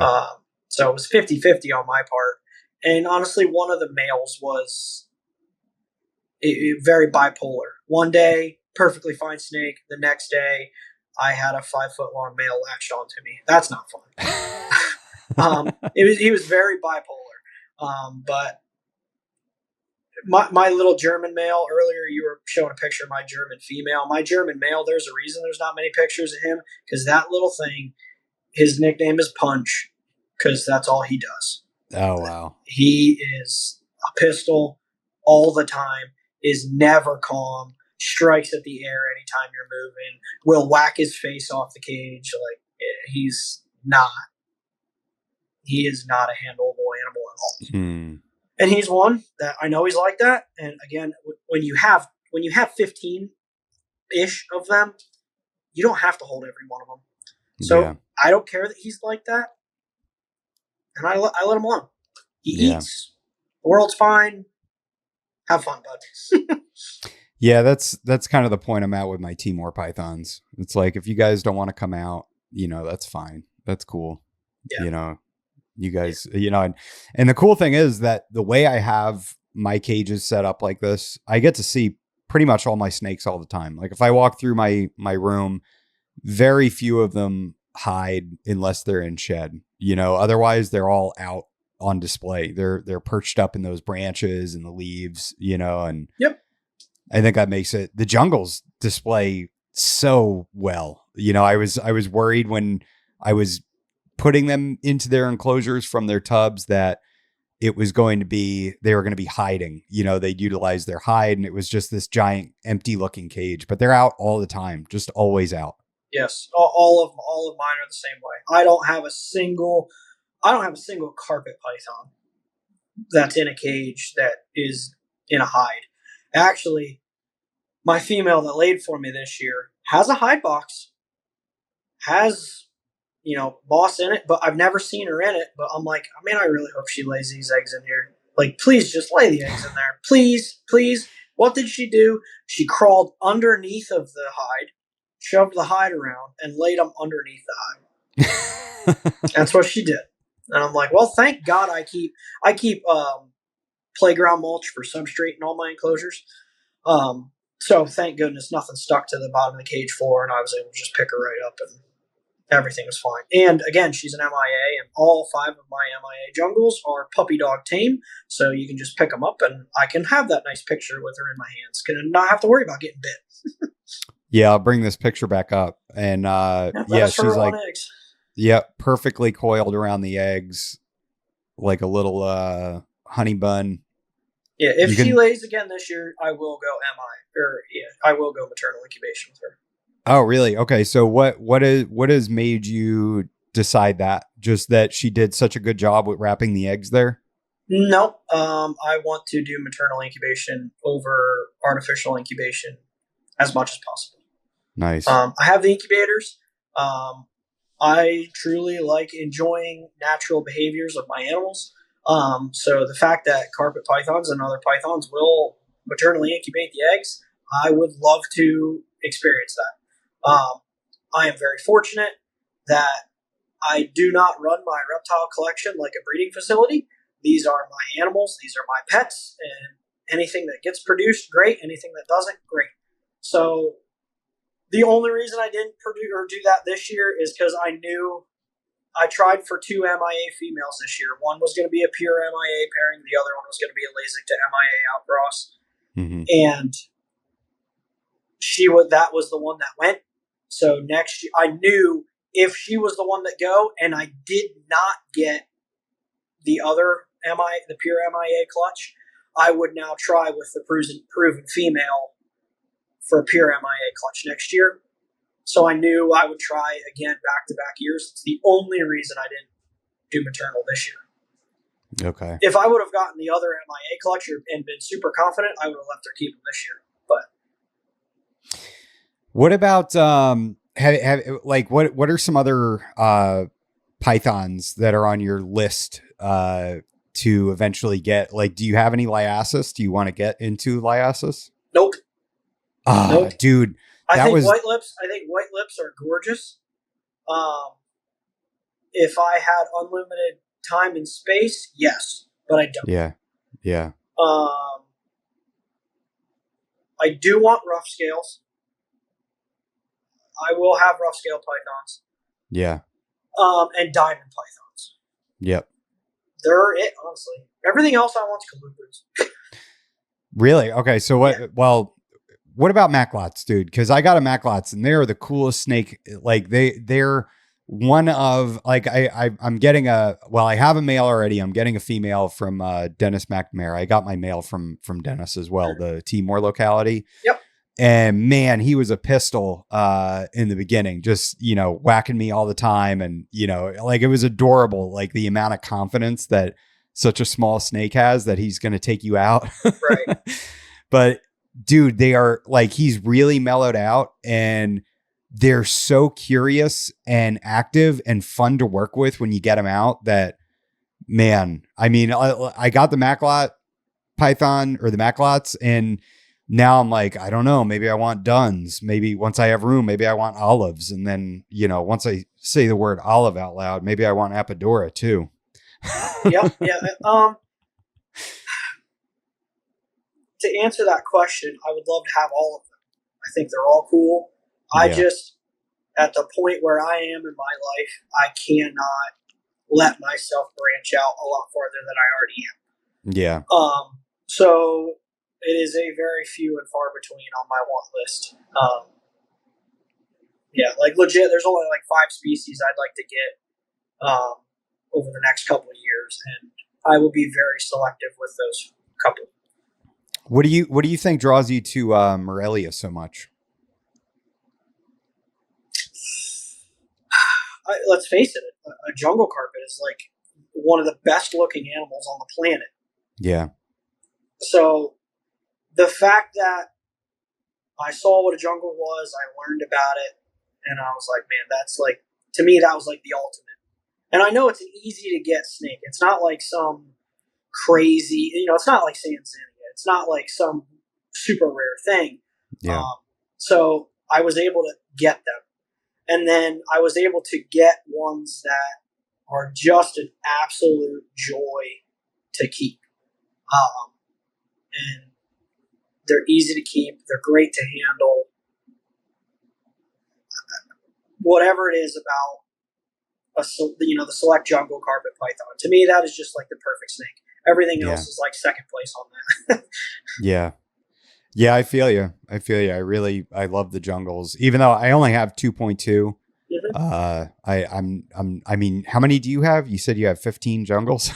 Yeah, I'm about around 15 jungles. I mean, again, I have 5 pure MIAs alone. That's wild. So like, by the time I get them and a couple of the other bloodlines I have, I'm currently sitting around 15. And I actually moved on about a year ago. I moved on 2 or 3. Just because I'm like, man, these aren't like, straight from this line. One of them was a gamma. So I'm like, I'm not a morph guy, so this is never going to serve into my house. So I hit a friend up that I knew would really appreciate the animal. And he's like, absolutely, dude. So I sent it to him. Nice. And, I'm just limiting myself to working with a select group of jungles. But yeah, I'm sitting around 15 of them, maybe a little more. If I count my babies, I'm for sure over 20. Oh yeah. Yeah. Yeah. It's funny. Like I feel like you and I are kind of on the same page with a lot of stuff. I don't view my animals as something I want to make money from. And you had mentioned before, like making the connections with, people that know how to do things like, electrical and plumbing and things like that. And, I fortunately I work in an industrial environment in a blue collar union job. So I'm surrounded by guys that do electrical and, they have a really good understanding of all this. I do a fair amount of plumbing at my job as well. And, some of these guys were like, well, if you get this house or this building rather, on your property, how many snakes will you have to sell to make that money back? And I'm like, that's not what it's about. Like, imagine like going to a car lot and looking at cars and saying, how long am I going to have to drive this car before I, to go to work to be able to make the money back to justify, purchasing this vehicle? Like, it's just not, it's not how my mind is in that. It's not part of the equation for me, know? Yeah. And I understand that some people, that's how they look at it, and cool. I'm happy for you because the hobby needs people like that. Yeah. And I got sucked into it 100%. So anybody that's seen me over the years, like, they'd be like, well, that's hypocritical. Cause like he was hard into the leopard geckos in like 2020.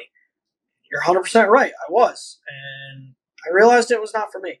It was not for me. Having to spend hours cleaning all the babies, and then spending more hours photographing them all, and more hours, quickly editing all the pictures, and then posting it all, and living on my phone like a salesman. Mm-hmm. Like, I do that enough for work. I don't need a second job. Yeah. You know what I mean? I have my animals for my enjoyment. So I switched to that kind of mentality in about 2022, 2023 for sure. These past couple of years, I've enjoyed keeping reptiles more than I ever have, and I don't have the income that I used to. I mean, I'm not going to lie to you. I used to produce about 50 to 75 leopard geckos a year. My average sale was about $175 to $225 an animal. So you can run the math out, and it was a decent income. I'm not going to lie to you. My jungle carpet collection was built off of leopard gecko sales. Nice. But I don't need to do that. Yeah. It's not worth it to me. It's just not anymore. What do you do professionally, and has it, like, well, I mean, you kind of talked about fabricating and all that, and how that has been sort of, it's helped with your addiction, right? With having more room and doing it right, and having sort of redundancy as far as heating goes and climate control. So, like, how has that played in your career and keeping reptiles? Like everything. I work for a commercial grade kind of kitchen / servery market. The company I work for, we specifically build like your restaurant serveries, or your back of the house, your big custom dish tables. So a lot of stainless work. The company I work for, his name's Commercial Stainless. And I came into this company in grinding and polishing at the bottom of the barrel, and I've worked my way all the way to not quite the top, but pretty close. Nice. And so I can weld, fabricate, use all the metal fabrication machines. I spent time in our wood shop, so the whole woodworking background. I have it all.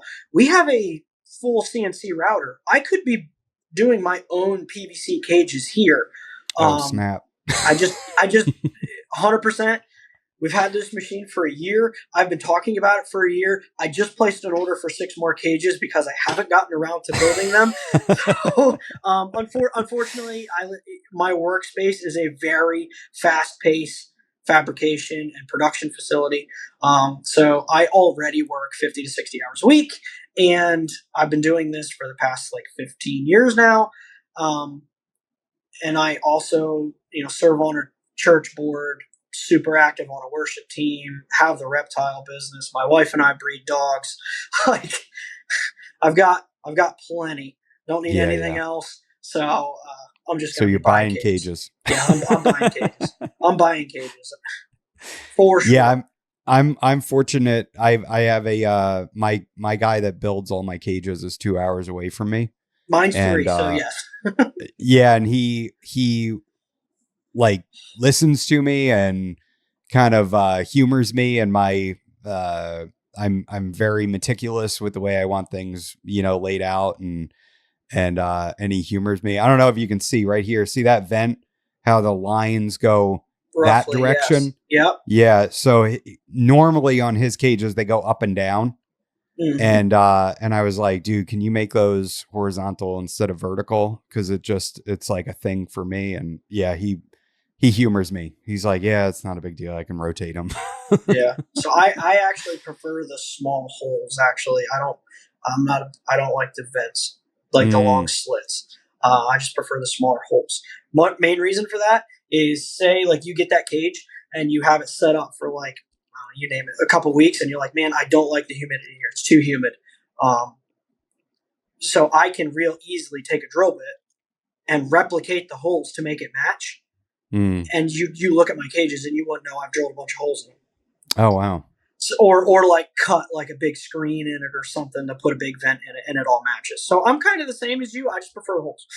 Yeah. Preferably 1/4-inch holes. I did find I was going through your page here, and this is a different one, right? Than what I showed before. I think it is. Correct. Yeah, because I showed this one, this gray banded. Yep. And this one, and Yep. then I found this one, and this one is really nice. I like the light gray. All from the same pattern. Is that like a recent photo? I want to say June of 24. Okay, so that one's gone. Yeah, that one's really pretty. Yep. My pair throw like a pretty good spectrum of the light gray with bright orange bands to the darker gray with some of the black spots all over it. Like that one you can see there, it's got like a black spot on it. I'll get some of that, but not a ton. But they all generally will have the white outlines on the bands. I have all of mine will have that. So I get a decent variety, but they're all, you kind of look at them all and they're kind of all pretty similar. The good news is all of them will have nice orangish red banding. All of them. I've never had one that hasn't had that yet. So I gave her the year off this year, so I don't have any for this year, but I will probably go back down the torture train and try again with getting babies next year. I don't know why, I really don't, but I truly enjoy them, and I really enjoy giving these snakes, and I do mean giving these snakes to a child. Like, you know, I think I'm at like 6 of them have all went to first time reptiles and their kids. Nice. And most of the time their parents are getting super involved in it. And like, to me, I'd rather do that than sell them for $250 a piece all day. Yeah. How are you setting up how are you recommending these first time keepers set up a gray banded king? I go the extra mile, and I excuse me. I will usually give them a tub already set up. Oh, wow. With the thermostat, with everything. I take all the guesswork out of it. It's easy for me. Again, work in a fab shop. So I'll go out and shop. I make a 18 gauge stainless steel kind of tray that the tub will sit on, that the heat pad's attached to the bottom of it. It's in a gasket tub. I know they're not getting out of it. I'll put ventilation holes, and I'll say, here's the tub, keep it clean. Here's the water dish, keep it clean. Here's a couple hides. This is how I have it set up. This is how I have the thermostat set up. This is the temperature range you usually have. And if the family doesn't have like budget requirements, I will buy the temperature gun for them. I will buy everything. So they come to me and I give them everything they need right off the rip. And I've had 2 families come at me, come back from my first clutch and say, hey, we're looking to upgrade into a cage. What would you suggest? And I'll just get the Amazon links. I'm just like flooding them with Amazon links. Yeah. And they'll go buy everything off the Amazon links, and they already know because I explained to them how to set the thermostat up before, and they're setting that up, and they're adding lights, and I'm fortunate that because I'm not a huge salesman, I can give that person the extra time. You know what I mean? So I can give them all the links, give them, this is how I have it set up, and just provide it all for them, and make sure they have a genuine understanding of what's going on. I don't just give them all the supplies and say, "Oh, there you go figure it out." A lot of times the families, these are young children and families, and they're first time people. I do offer them to come to my house and see my collection, and it's not uncommon. About once a month, I have somebody coming over to my house to look at the collection, and they're seeing how I have everything set up, and they're handling all these different things. Oh, that's awesome. Because I have a variety, I can tell them, well, if this species isn't what you want, maybe you want this. I have procured at least 4 Japanese rat snakes from friends of mine for people in my local community. Those snakes are thriving and doing well. Wow. But so that's kind of how awesome. I do it. Do you keep any Antaresia? I have 1 spotted python. One? You're supposed to have 2. Well, depending on my quarantine situation and my conversation with Mr. Ryan Young, maybe I'm going to change that in the very near future. Nice. However, again, I moved away from the whole, like, there are certain things that I do not want to breed, and spotted pythons are not on that list. Yeah.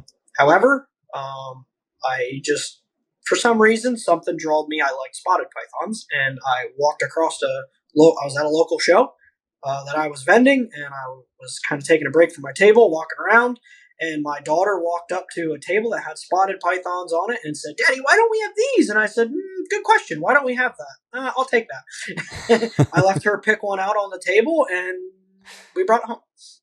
Oh, that's awesome. How so like with what do you, is that just a regular spotted that you have, or is it like one of the striped ones, or are you looking at getting a striped one from Ryan? It's a Cape York. Oh, okay. Ryan, being the very generous man he is, Ryan Young we're talking about, I'm actually thinking, I like normals. Again, not a morph guy, but Ryan has made me an offer on some older animals that are double head. So, okay. Granite and striped.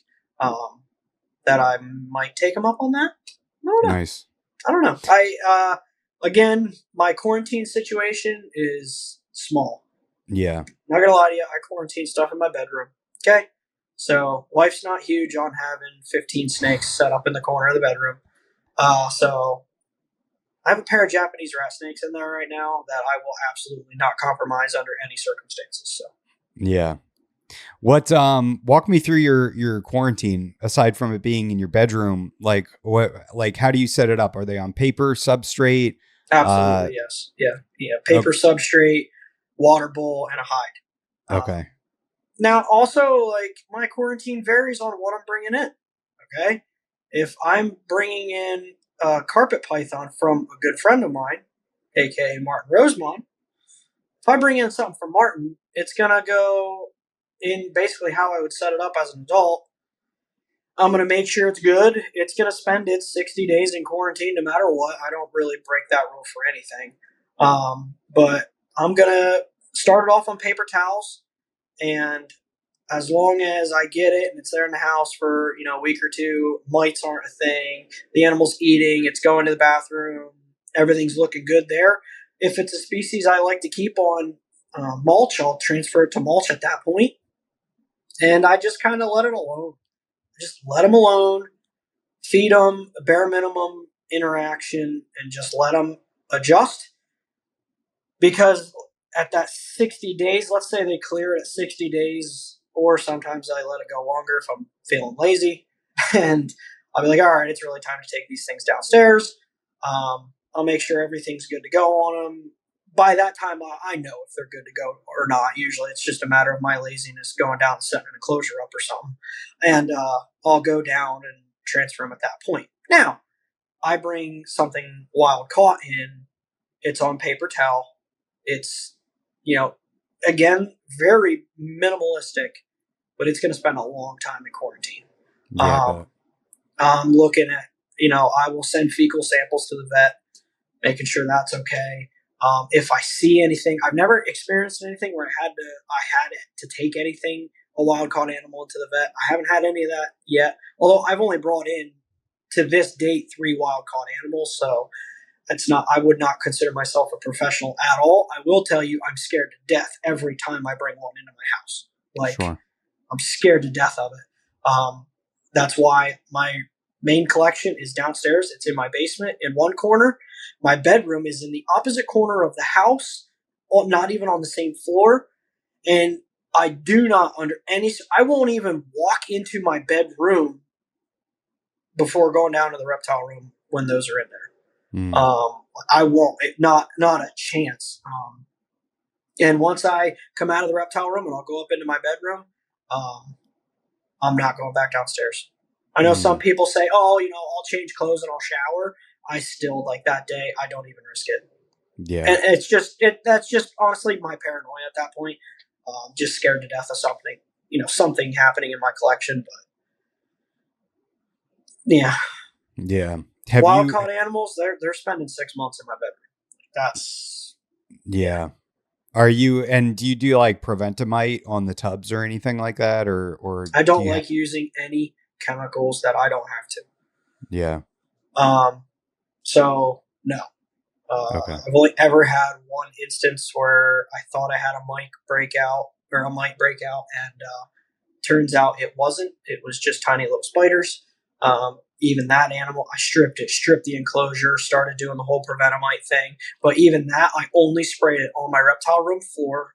I sprayed it all over the floor. And of course, I bombed that enclosure, removed the animal, took it upstairs, put it in my bathroom, and cleaned everything out. And then, like, the next day, I couldn't find anything. I'm like, oh, I got all the live ones.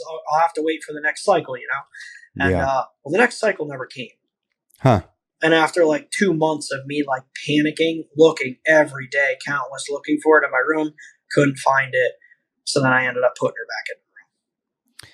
Do you think, were they in the substrate or something? Were they like the wood mites or something? Because I've seen those too. 100%. Okay, yeah. Yep. I've had wood mite. I've had that a handful of times because, like I said, I use playground mulch that I source from a local landscaping company. So it's outside. Is that like cypress or? No, it's hardwood mulch. Okay. In Pennsylvania, I don't know, depending on your state regulations, to like actually use playground mulch, it actually has to pass some sort of there's a specific makeup it has to receive, and they can't have any chemicals in it. Sure. And it has to be all pure hardwood. So I'm local. I live in Pennsylvania. We got woods everywhere, so it's real easy to source here. I actually picked this up from the Philadelphia Zoo. I used to use Cocoa Block substrate, and then I was touring the Philadelphia Zoo, and I noticed that they all had this mulch that looked like what you'd find on the playground. Well, nice thing about the Philadelphia Zoo, there's a handful of zookeepers walking around there all the time. I walked up to him and asked, I see this as mulch. Is this anything special? And the guy looked at me and he goes, no, we get it on a truck. Like it's in the back. We get truckloads of it. It's playground mulch. And they have like their procedure they have to go through. I don't quite remember everything they used to say they went to. I came home, called my local landscape place. Do you have playground mulch? Like the legit, he goes, yes, it's whatever certified playground mulch. Cool. How much is it? I sell a truck bed full for $14. Whoa. Perfect. I'll be there. I went, filled my truck bed full of it, come home, and that's all I use. Nice. I've been using that for years now. Yeah, I went through a similar experience where I started finding mites in my substrate, and I went full panic, and I went on to some of the bioactive Facebook pages, and yep, they identified it pretty quick. Oh, those are, whatever they are, they're harmless, just, substrate mites, the spider mites or whatever they are. And, yep. And, crisis averted. But yeah, I mean, a lot of my animals, they'll do a good solid 3 to 6 months in quarantine, yep. Especially I had one come down with with an RI, and it terrified me because it was a carpet python. So I was really, really terrified that it was serpentovirus. And so I swabbed that animal and every other animal that was in quarantine, and the samples went off to University of Florida for serpentovirus testing, and by Dr. Tillis. And luckily everything was negative. And I think what actually happened was he was pushing in the tub because he was in a quarantine rack, and I couldn't see it, because the tubs are opaque, and you don't know what they do at night. You don't know, are they just cruising or what? And I think he was pushing at where the air holes are and everything, and he was trying to find a way out, and he kind of gave himself a little stomatitis. He had like an infected area on his lip, and I think it just kind of, he was going into shed, and he had a little bit of an RI, and it was kind of this perfect storm to, scare me. Yeah. And, but yeah, luckily everything was negative. Yeah. I've never had a carpet python issue with anything like that. But I did have a rhino rat snake. Just weird, went off of food, which was very unlike him. And I'm like, what's going on here? And I come home one day, and he just had like some bubbles on the outside of his mouth. And immediately I went into full-blown panic mode. Called the vet instantly. I'm panicking because like, this is a rhino rat. Like, I need to get in quick. And the guys, my local vet's great. And they're like, cool. Can you get here tomorrow morning at 8 o'clock in the morning? Yes, I can. I will be there. Got it right in. She swabbed it, sent it to wherever she had it. She sent the results off, but then she prescribed instantly just a small, real light antibiotic. And within a week, snake was cleared up, and within 2 weeks, it was eating again. Awesome. So, knock on. I don't have any wood around here, but yeah. I haven't had to deal with. I have not had to deal with a lot of that kind of headaches. I really haven't had to deal with really any headaches. I don't want to say I don't like the more risky species or the harder to care for species. I like the bulletproof carpet pythons, rat snakes that you really don't have issues with. That's kind of my thing. Yeah. Like right now, I'm hard on. Like, I really want some Melendorfi 100-flower rat snakes and some of the beauty snakes. And again, no morphs. I just want a good pair of blue beauties, a good pair of Taiwans, and a just really nice pair of normal 100-flower rat snakes. They're like the top 3 on my list of what I want.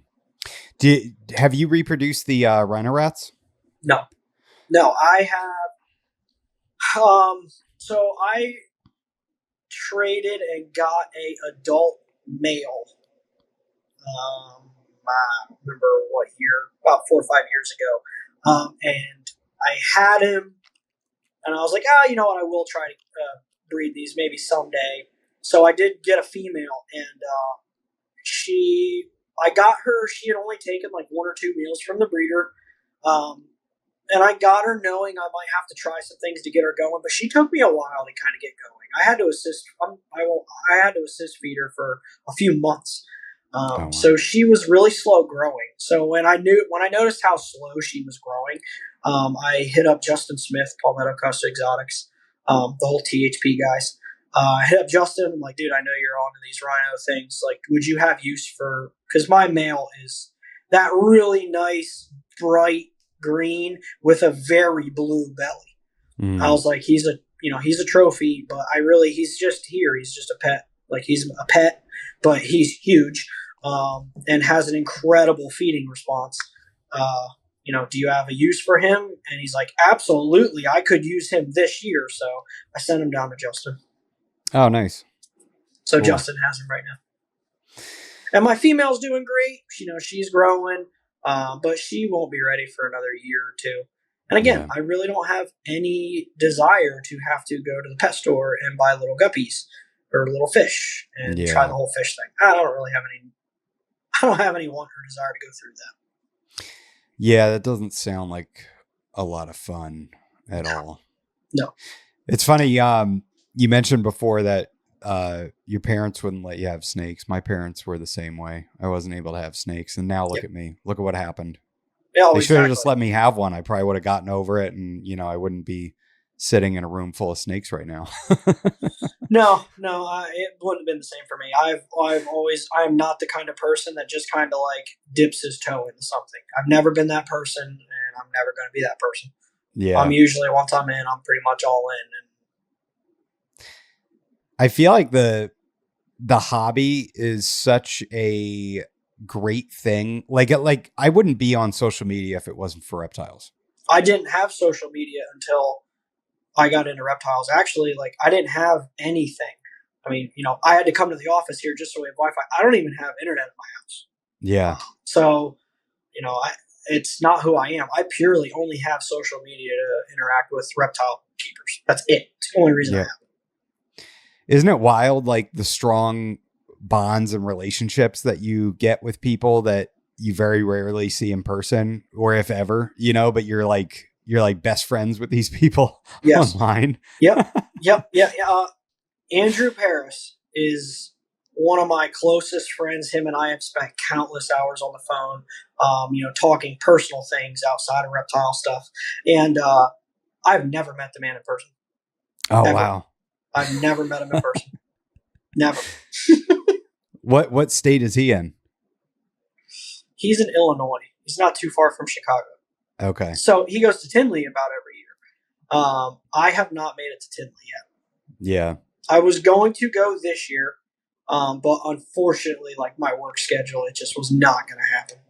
It just came at the wrong time, and I just get when my work hits the busy season. Like, unfortunately, in the position I'm in, I don't get the hey guys, I'm disappearing for 2 weeks, and right in the middle. I don't have that luxury. Yeah. I mean, I could. It's not like I work for a slave driver company, but I'm paid very well because I perform very well. Nice. Did Ryan get his sink from you guys? Yes. Nice. I personally built Ryan's table. Yeah. Oh, no kidding. Yes. Yeah. Oh, that's awesome. Yep, that was me. So did he like give you like specifications for what he wanted? Yes and no. Ryan called me. He had heard that I was in this industry and in the custom. He needed custom specifically, and he reached out to me. And of course, both being reptile keepers, like I knew what he was going to use it for. I knew how he was going to use it. So we based the sink sizes around his tubs.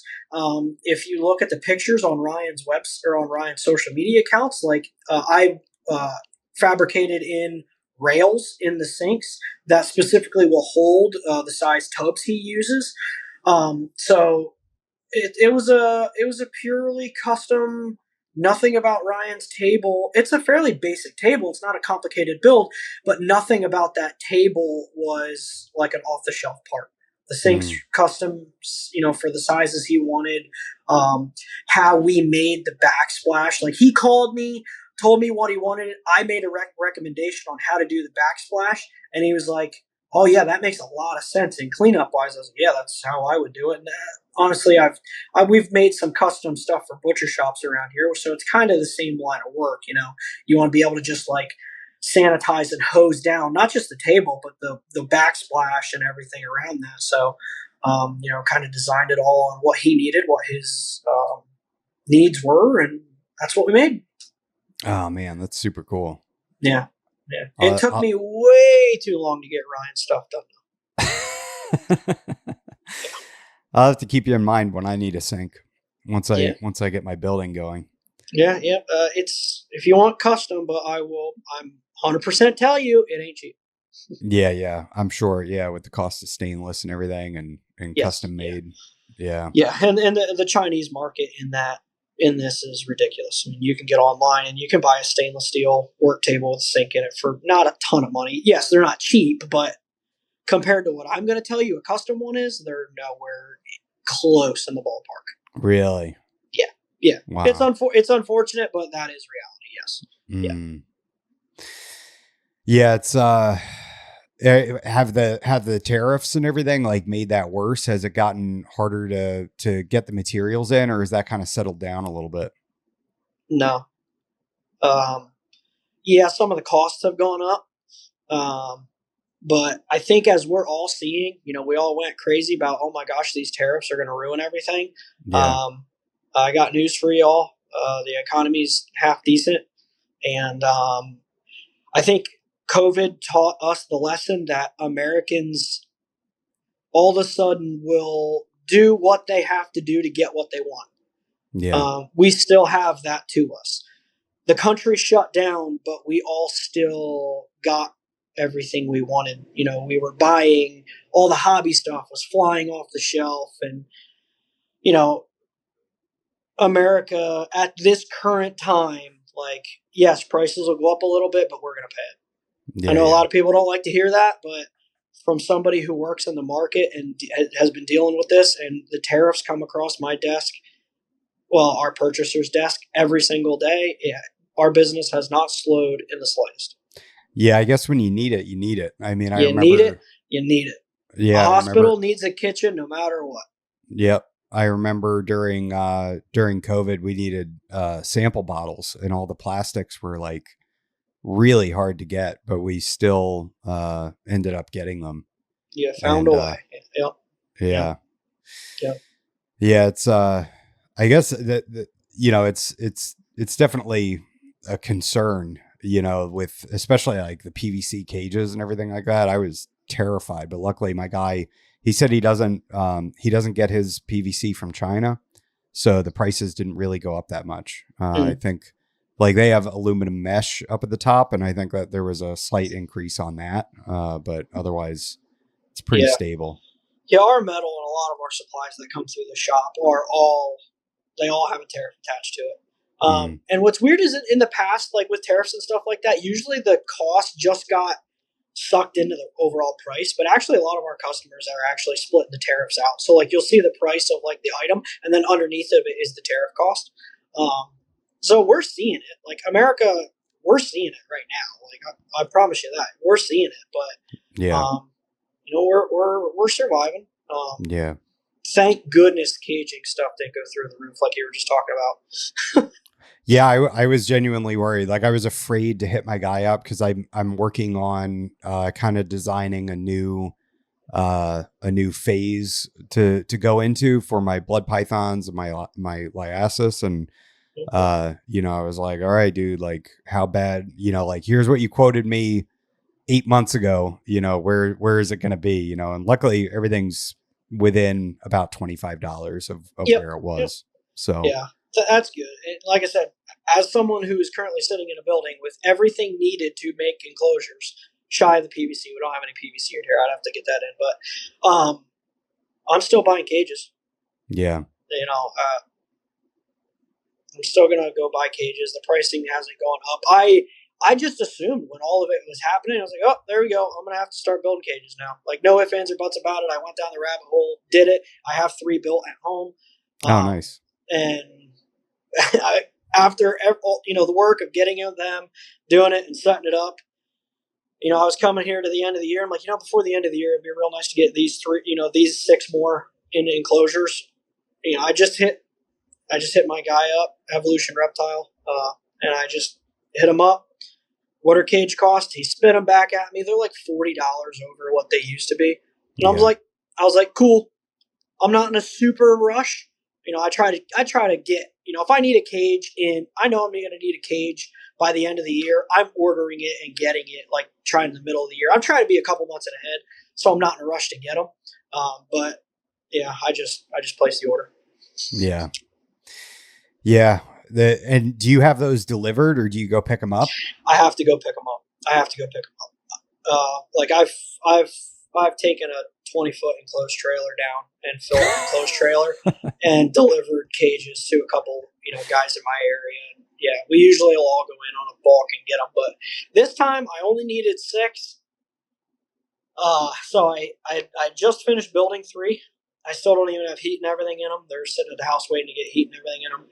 And I was like, but I'd like to get 6 more. And I did the math. I'm like, that'll still fit in the back of my pickup truck.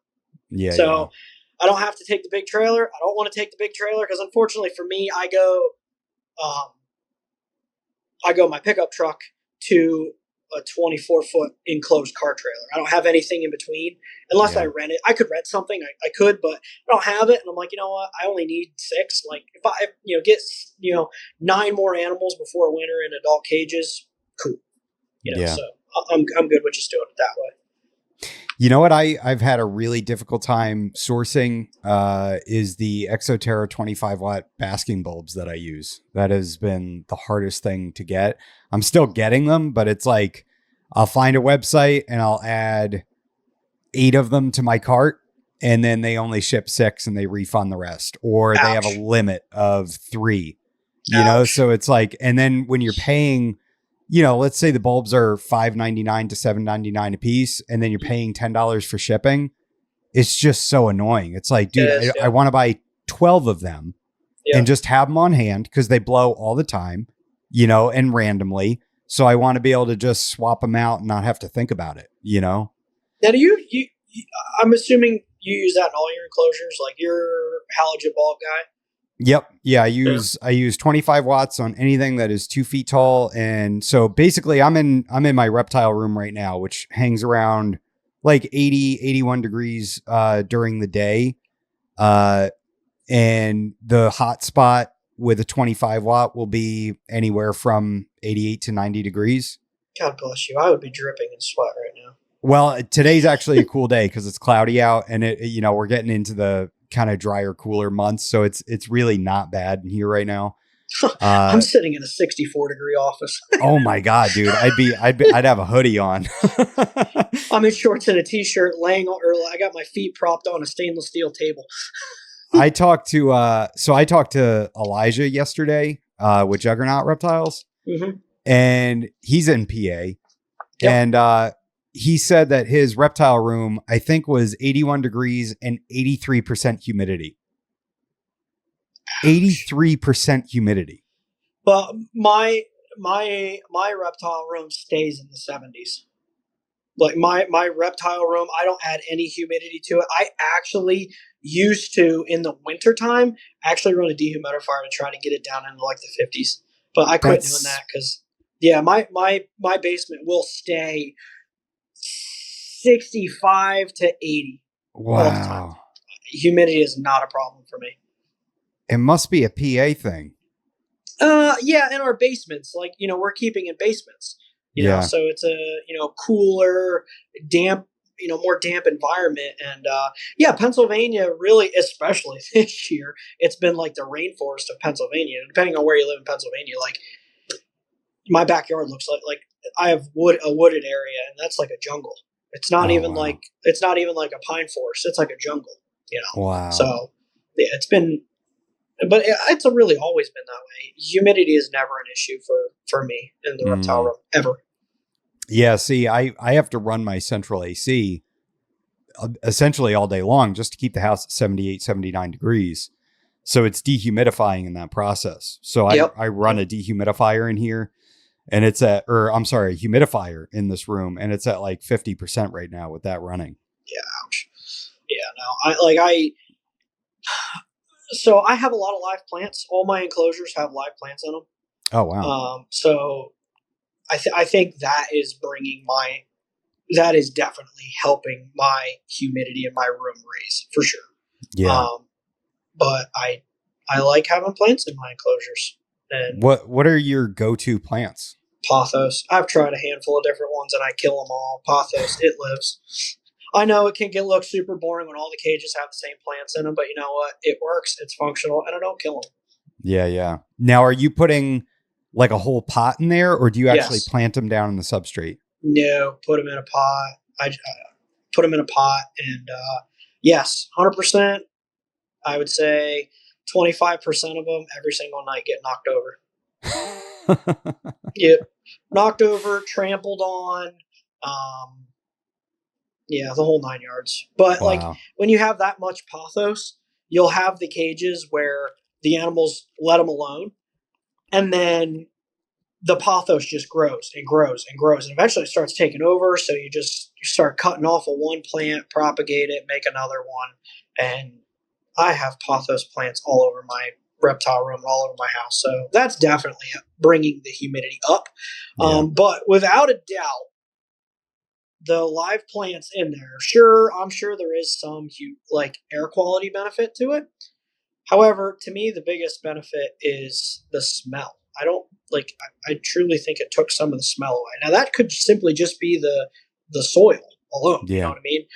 But the smell in my reptile room, again, there's probably around 100 animals in there right now, and my room doesn't smell. Yeah, I have a hard time with smells, and that's with like artificial fragrances and like candles and everything, but also with snake pee and all that. So I'm pretty meticulous. Like I go through my room, I would say probably twice a week, and really get in and make sure that there's nothing left behind. Like I don't want to come in my room and smell snake pee or, Yeah. snake poop or anything like that. And I really get in there and make sure. But so like I'm in my office right now, and then I have my formal dining area, which my wife was gracious enough to let me expand out into. And that's where I have all my carpets and, my Antaresia are out there, and that's where the Liasis and the short tails are going to go. And the short tails are going to actually I'm going to do radiant heat panels for them at like maybe 82 to 84 degrees and just create sort of an ambient temperature within the enclosure and maybe have a little bit less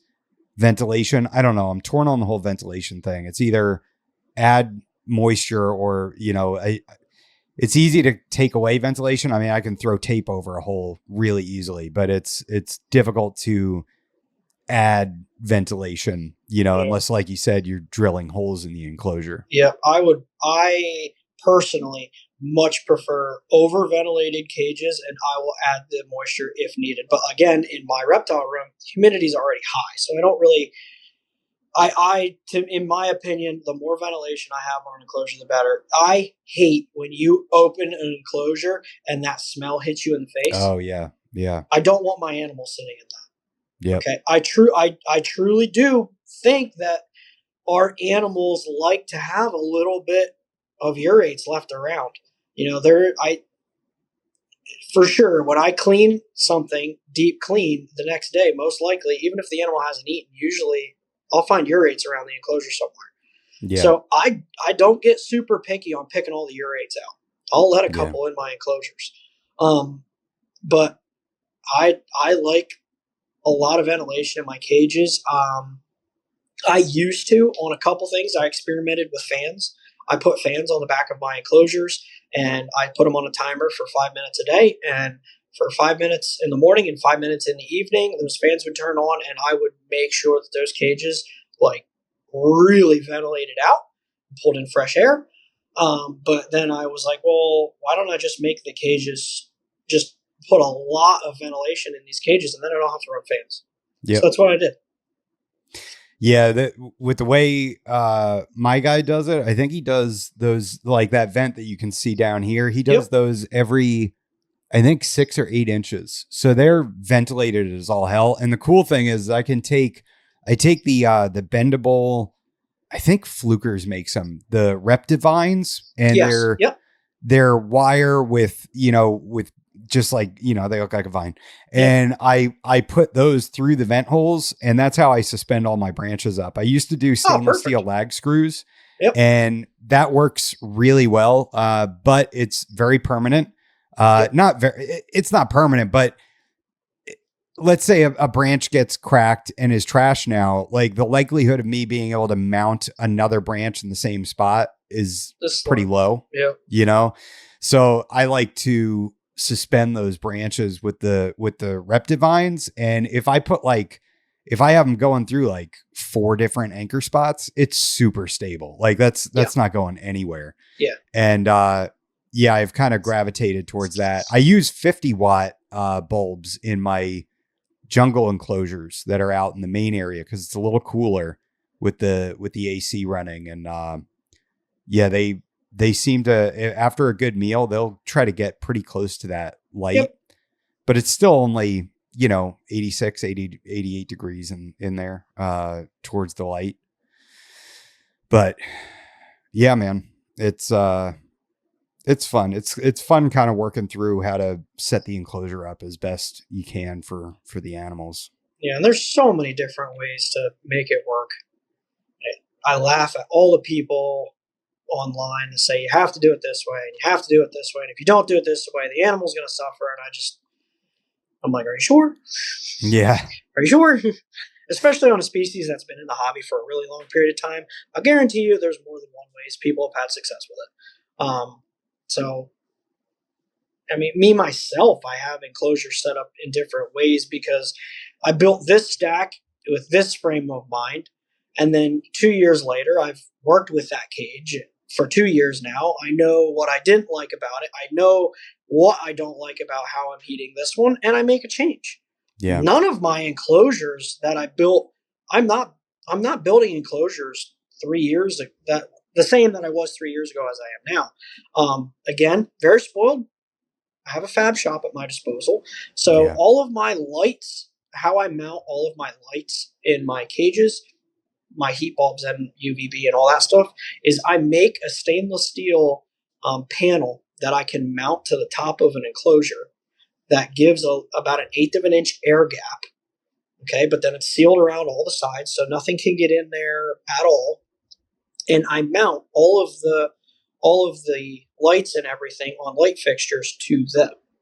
That way, all of my wires are concealed. Okay, Nice. and it's a solid connection. Well, at first, I would make a long one so I could have my heat light and UVB separate.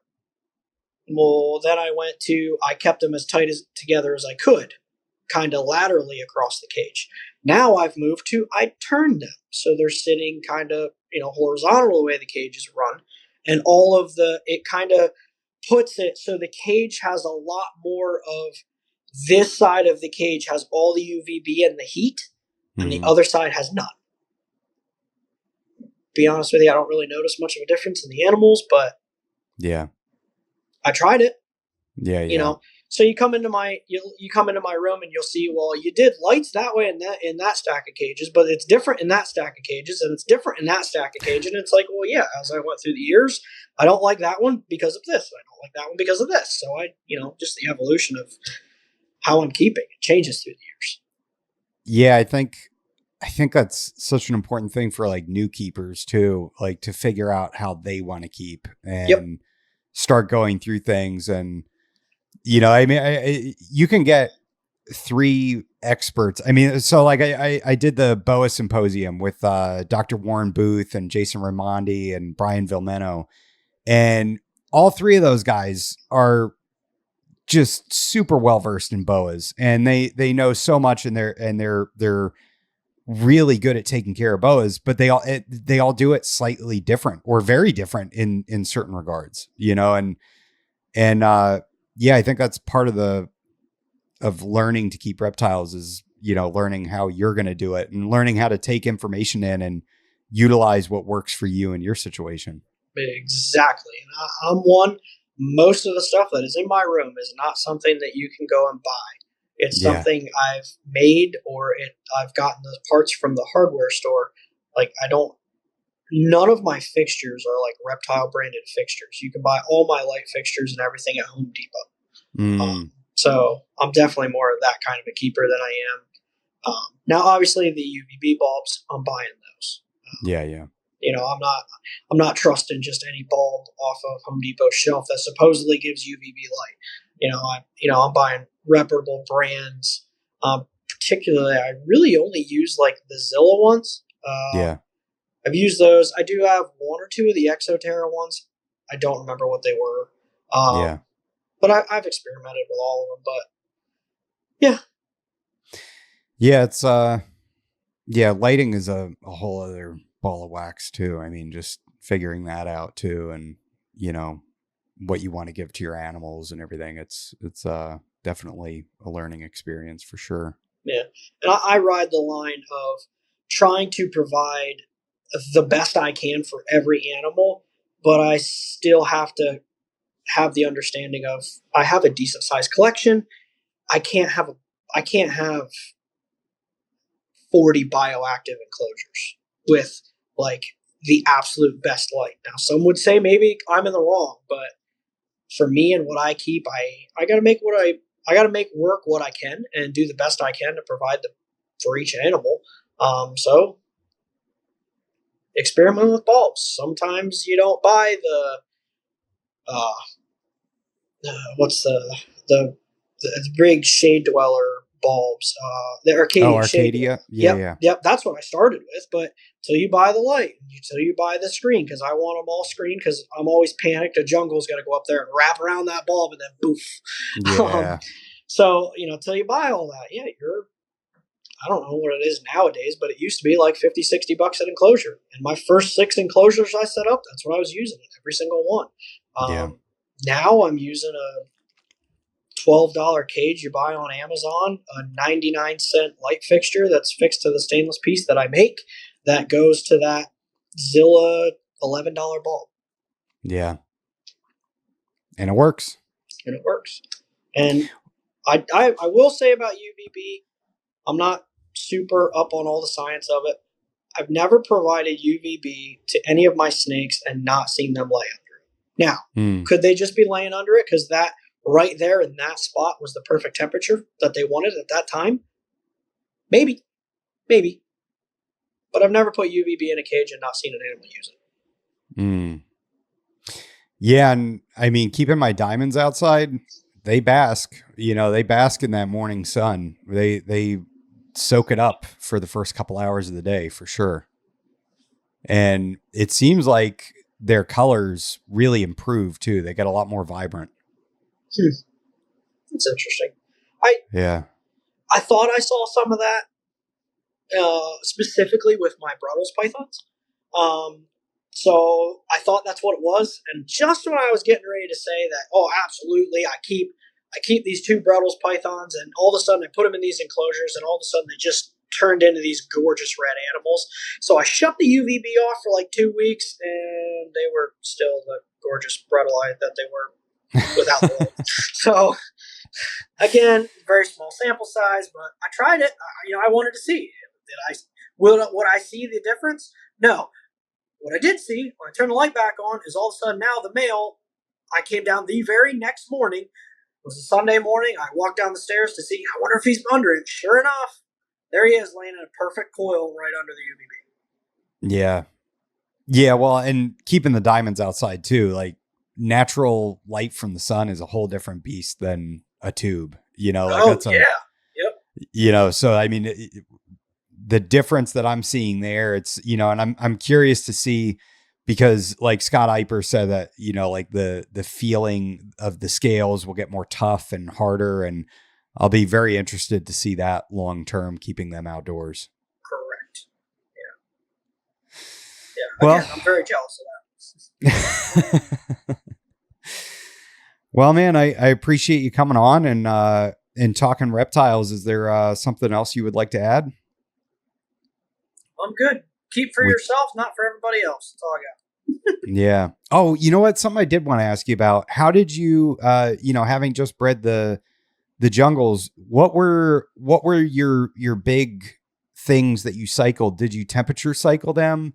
Did you food cycle them? Like what were some of the things that you think triggered the behavior to breed?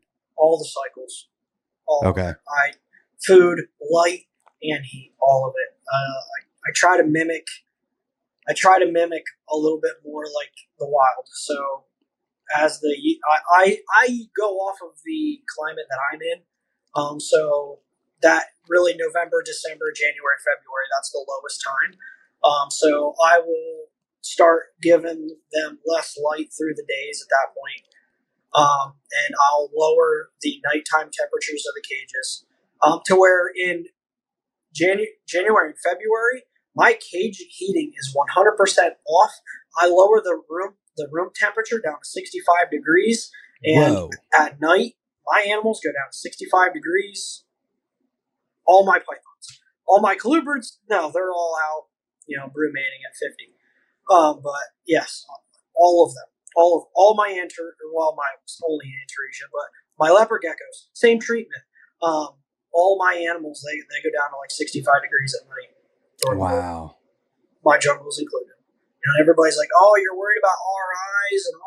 And then I talk to another person and they're like, dude, I haven't had heat on a jungle in the wintertime in years. Like they go down into the high 60s. I'm like, okay. So I did it. And guess what? I had no RIs, no nothing. Jungle produced. Nice. So.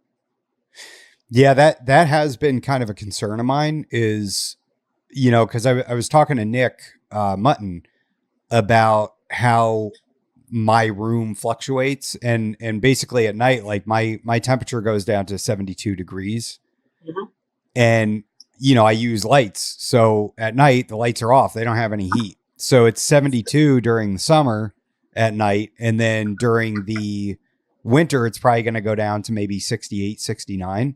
Right.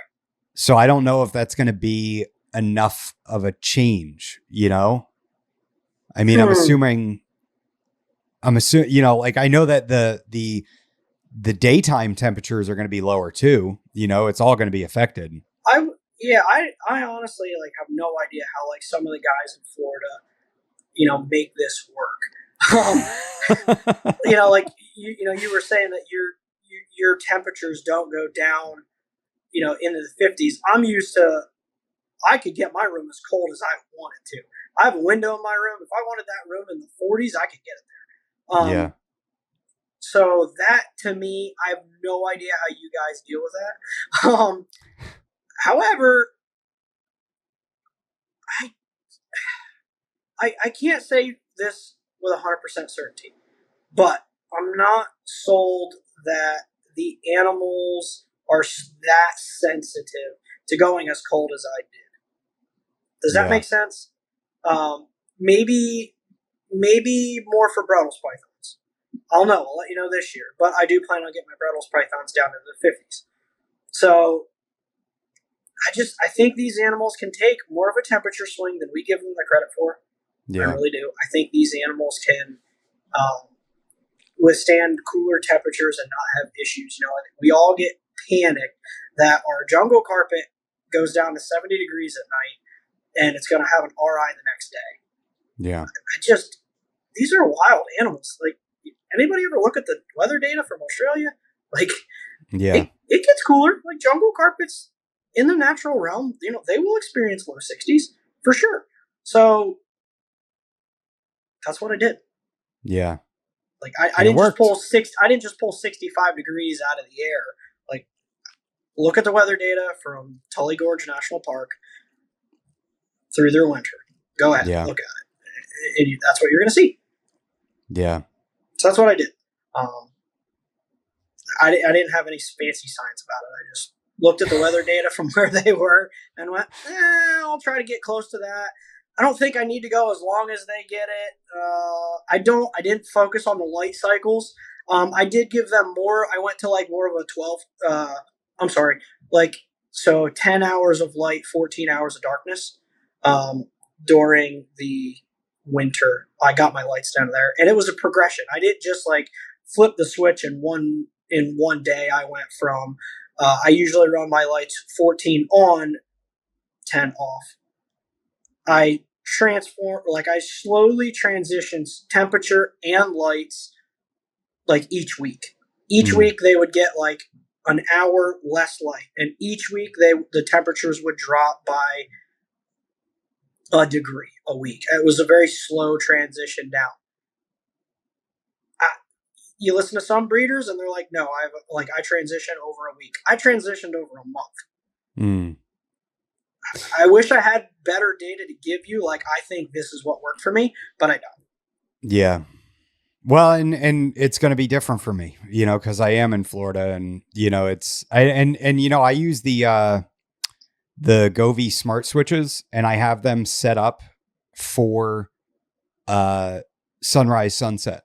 That I'm so jealous. When I heard you talking about that on a local podcast. Go buy the switches, bro. Yeah. I'm like, man, I am really behind the time. I'm like in this dinosaur age. I need to get like up onto this kind of easier. All my lights and everything are still controlled on like Christmas tree timers. Dude, all right. I'm gonna tell you right now. Those Govee switches, the smart switches, are probably the cheapest thing you could buy for your snakes to make your life easier. Yeah. Well, but remember, no internet.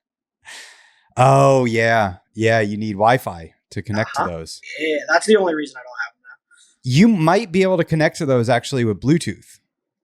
You can with the one. I did look into it. And I'm not going to say that this winter I won't experiment. I'm also one that's very cautious on, like, I love experimenting with things, but I don't experiment with the whole collection at one time. Yeah. I might have an extra switch that I could mail to you, and then you could try it out,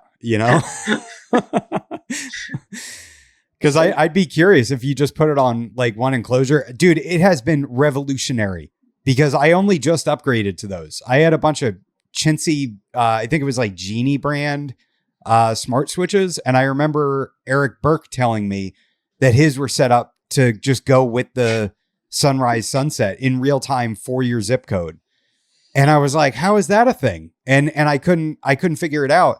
And the cooler thing is that I have my heat lamps turn on at sunrise, and then an hour after that, the UV turns on, and then an hour before sunset, the UV turns off. And then, so it's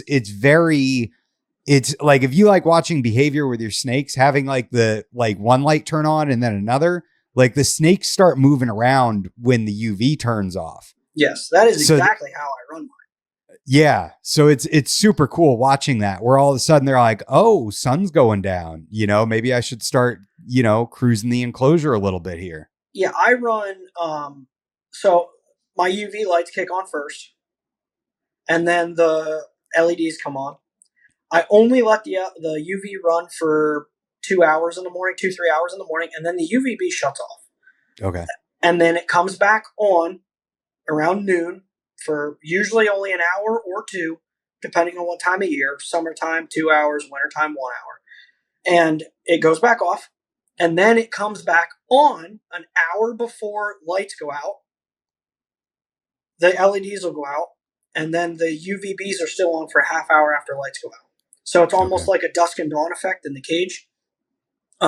So I'm not like just bathing my animals with UVB all the time. They really only get 6 hours of UVB a day.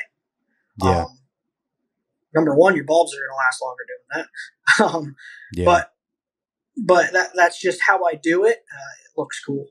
You walk in and like right when the lights are coming on, and just the LED lights and all the cages are on, and it's a cool look, and you will see some really cool like hunting behaviors during those times. I used to post a bunch of pictures of this on my social media, walking into my room in the morning or in the evening, same thing, and just seeing a jungle carpet in ambush position hanging on a branch. It's the best thing in the world. It's cool. It's so cool to just see it sitting there in ambush position. It's like, you walk in and be like, dude, I just fed you yesterday. Get over it. But it is so cool. But yes, I still manually do all of the changes.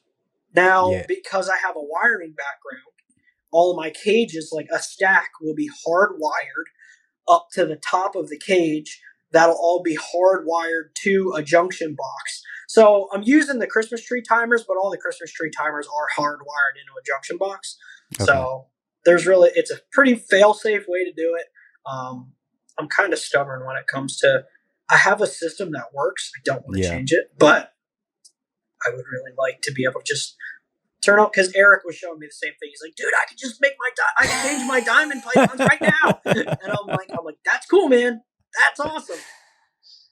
Not for me right now. Yeah, and the app is pretty intuitive too, where you can group, like I have heat and then I have UVB like grouped, and I can turn everything off from there and program it. It is very cool. Yeah, I went to put, when I did like the security system and stuff in my house, I went as far as I put a camera in my room. The only problem is I didn't mount it in the right spot, so I can't see like the activities in the cages. I can see if somebody walked in my room, but I won't be able to see if I won't be able to see in the cages. I would love to get, I think Govee makes them as well, the camera ones that you can mount in a cage and like just pull up on my phone and what's this jungle doing at this time of the day, and just see some of the behaviors through the day that I'm missing, or through the night, either or. But for sure, most of my stuff moves at night, but I think that's mostly because I've conditioned my animals that way. Yeah, even my sure. Even my colubrids, like tiger rat snakes, 100%. That's a normal diurnal snake. They're out during the day.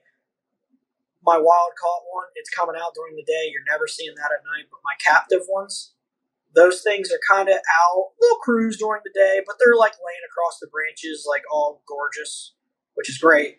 And then the lights go out, and all of a sudden now they're cruising. But that's because they know, hey, food comes around at night. Yeah. I think they've just learned that that's when the food comes around. That's when they get active. It would be very interesting to see exactly how long they actually move. If they move all through the night, or is it just like when I walk through the door, all of a sudden they start moving? I know for a fact my jungles, every single night, they go into that I mean, every single night, like you said, even the day after they've eaten, they'll have a small rat in them, and they'll be hanging from their branch in that ambush position. And yeah, it's the best thing. Yep, yep, I love yep, it. yep, 100%, 100%. Yeah, I know. I will have all the plants looking perfect. Everything's set up. Everything's nice. I'll go to bed, come down in the morning, and 25% of the plants are all over the place, and there's dirt flying all over the place. But that's part of it. Yep. That's part of keeping. It keeps me. It's one other thing that keeps me looking in the cage every single day, making sure I'm not missing something. Yep. You know, and just trying to stay on top of my collection as much as possible. I am very much I do a little bit every single day. I do have cleaning days, like usually a day on the weekend, I'll spend 2 to 3 hours in my room, but I am more of the, 15, 20 minutes a day in my room kind of person. Yeah. Yeah, I try to do the same thing. I definitely have my dedicated days where I'm hunting for stuff, but yeah, I try to, because otherwise it can be a real mess. And yeah, and then you don't know what your animals are doing. You don't know if, so yeah, it's like before work, I'll do a quick walkthrough, maybe grab a poop or whatever, after work, oh, I can smell one of the blood pythons filled up its tub, I can't open enclosures after dark. Like, that's not a thing in my room. Oh, that's not a thing. I almost got killed by one of my Timors. It was wild. I opened up the door and I'm like, it was on one of the lower cages. And I'm like, I don't know where he is. And I bring the bowl up and the bowl is still warm from being in the dishwasher. Mm-hmm. And that dude shot like 8 inches out the front of the enclosure. And I was like, dang, dude, he almost got me. Yeah, no, I have 2 of my MIA females come flying out of the enclosure if you open that door and lights are out. Like they come. Yes, my big 2018 female hasn't eaten a meal in her hasn't struck and wrapped a meal in her cage in probably a year. It's open the door where you better have the food there real quick. She's coming flying.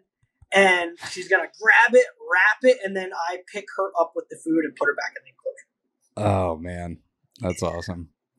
Yeah, how do you handle like doing like your because I saw the pictures on your Facebook page of you doing like the would you call it like an educational event with the kids and everything? Yep. Like how many animals do you get together and bring to that? Do you get like one colubrid, one python, or are you grabbing a couple of each and do you have sort of animals that are in your mind, like these are the ones that I take to these sort of events? And then, I probably have about 15 to 20 animals that I know I can trust and I can count on. And usually, honestly, it's walk in the room and see what's not in shed and go from there. I have like 4 or 5 jungles. I know I can take them, never have to worry about it. I have a Brettles python that I never have to worry about. A ball python. I have one lone ball python that I took in on adoption. I'll take that every now and then. The Alterna, I never have to worry about them. I try to take some colubrids and some pythons, and I'll take a couple leopard geckos. But all the shows I do, they're for a local children's play place. And they're very young kids. We're talking, 4 to 8 and 10 years old. So okay. They're very young. And if I take a full size 5 foot long heavy jungle carpet python, it's not very fun for the kids.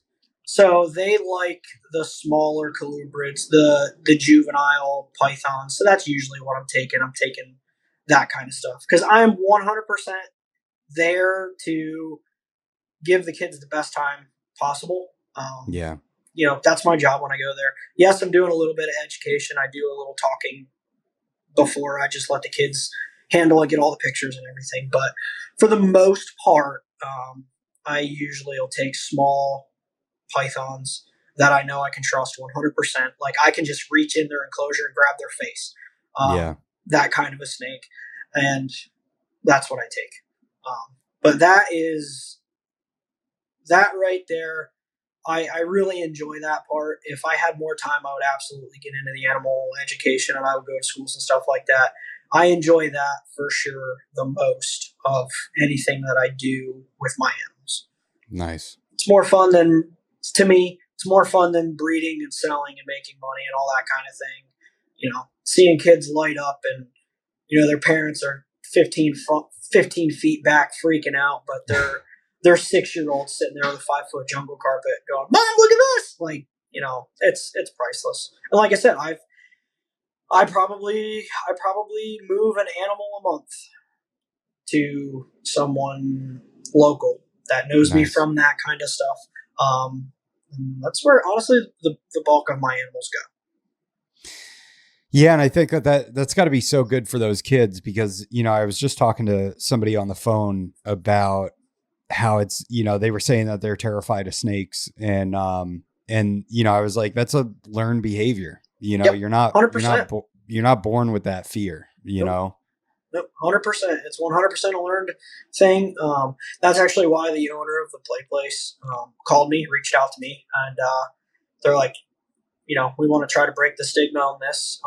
So that's cool. Can you come help with that?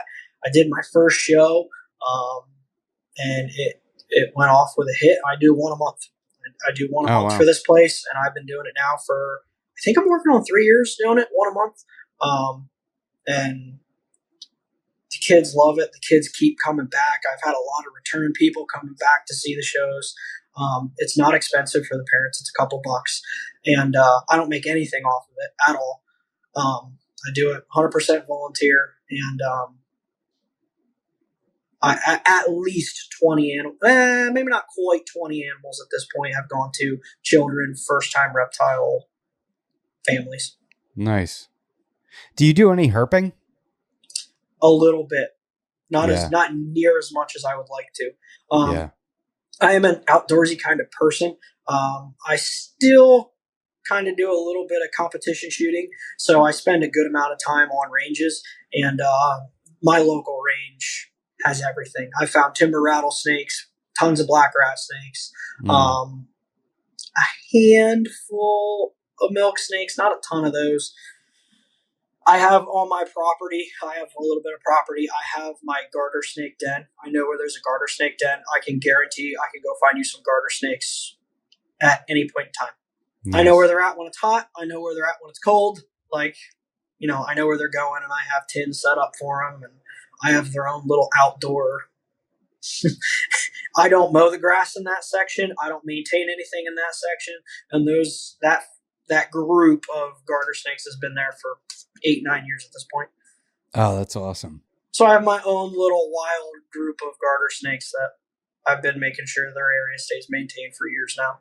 That's cool. When you find a rattler at the range, are you educating the other guys there to not kill the rattlers? It's a very weird club. Okay. There's a lot of quote unquote true outdoorsmen at my local club that you do not disturb wildlife. Like, no, you just don't. We like the snakes. There are signs up about the snakes.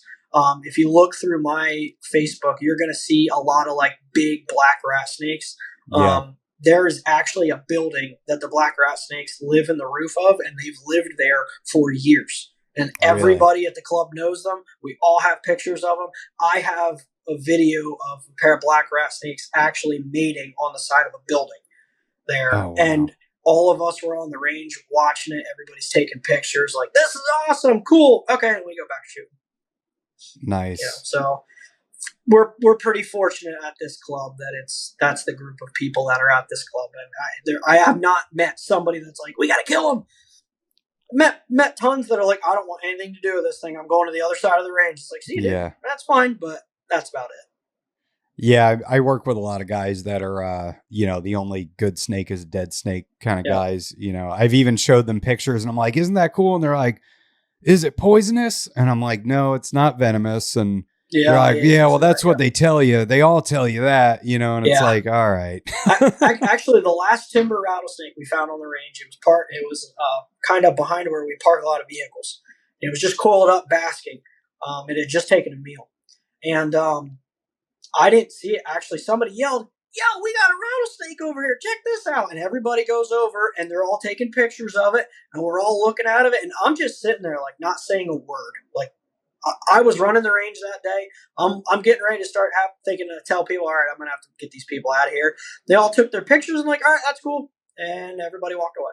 Nice. And I'm like, interesting. And I'm not talking a group of 5 people. I'm talking about 30 men and women, like, taking pictures of this thing and, like, everybody oohing and on over this. That was a black face. It was a very nice looking black face with that beautiful gold, like, it's like a really dark gold outlined banding pattern.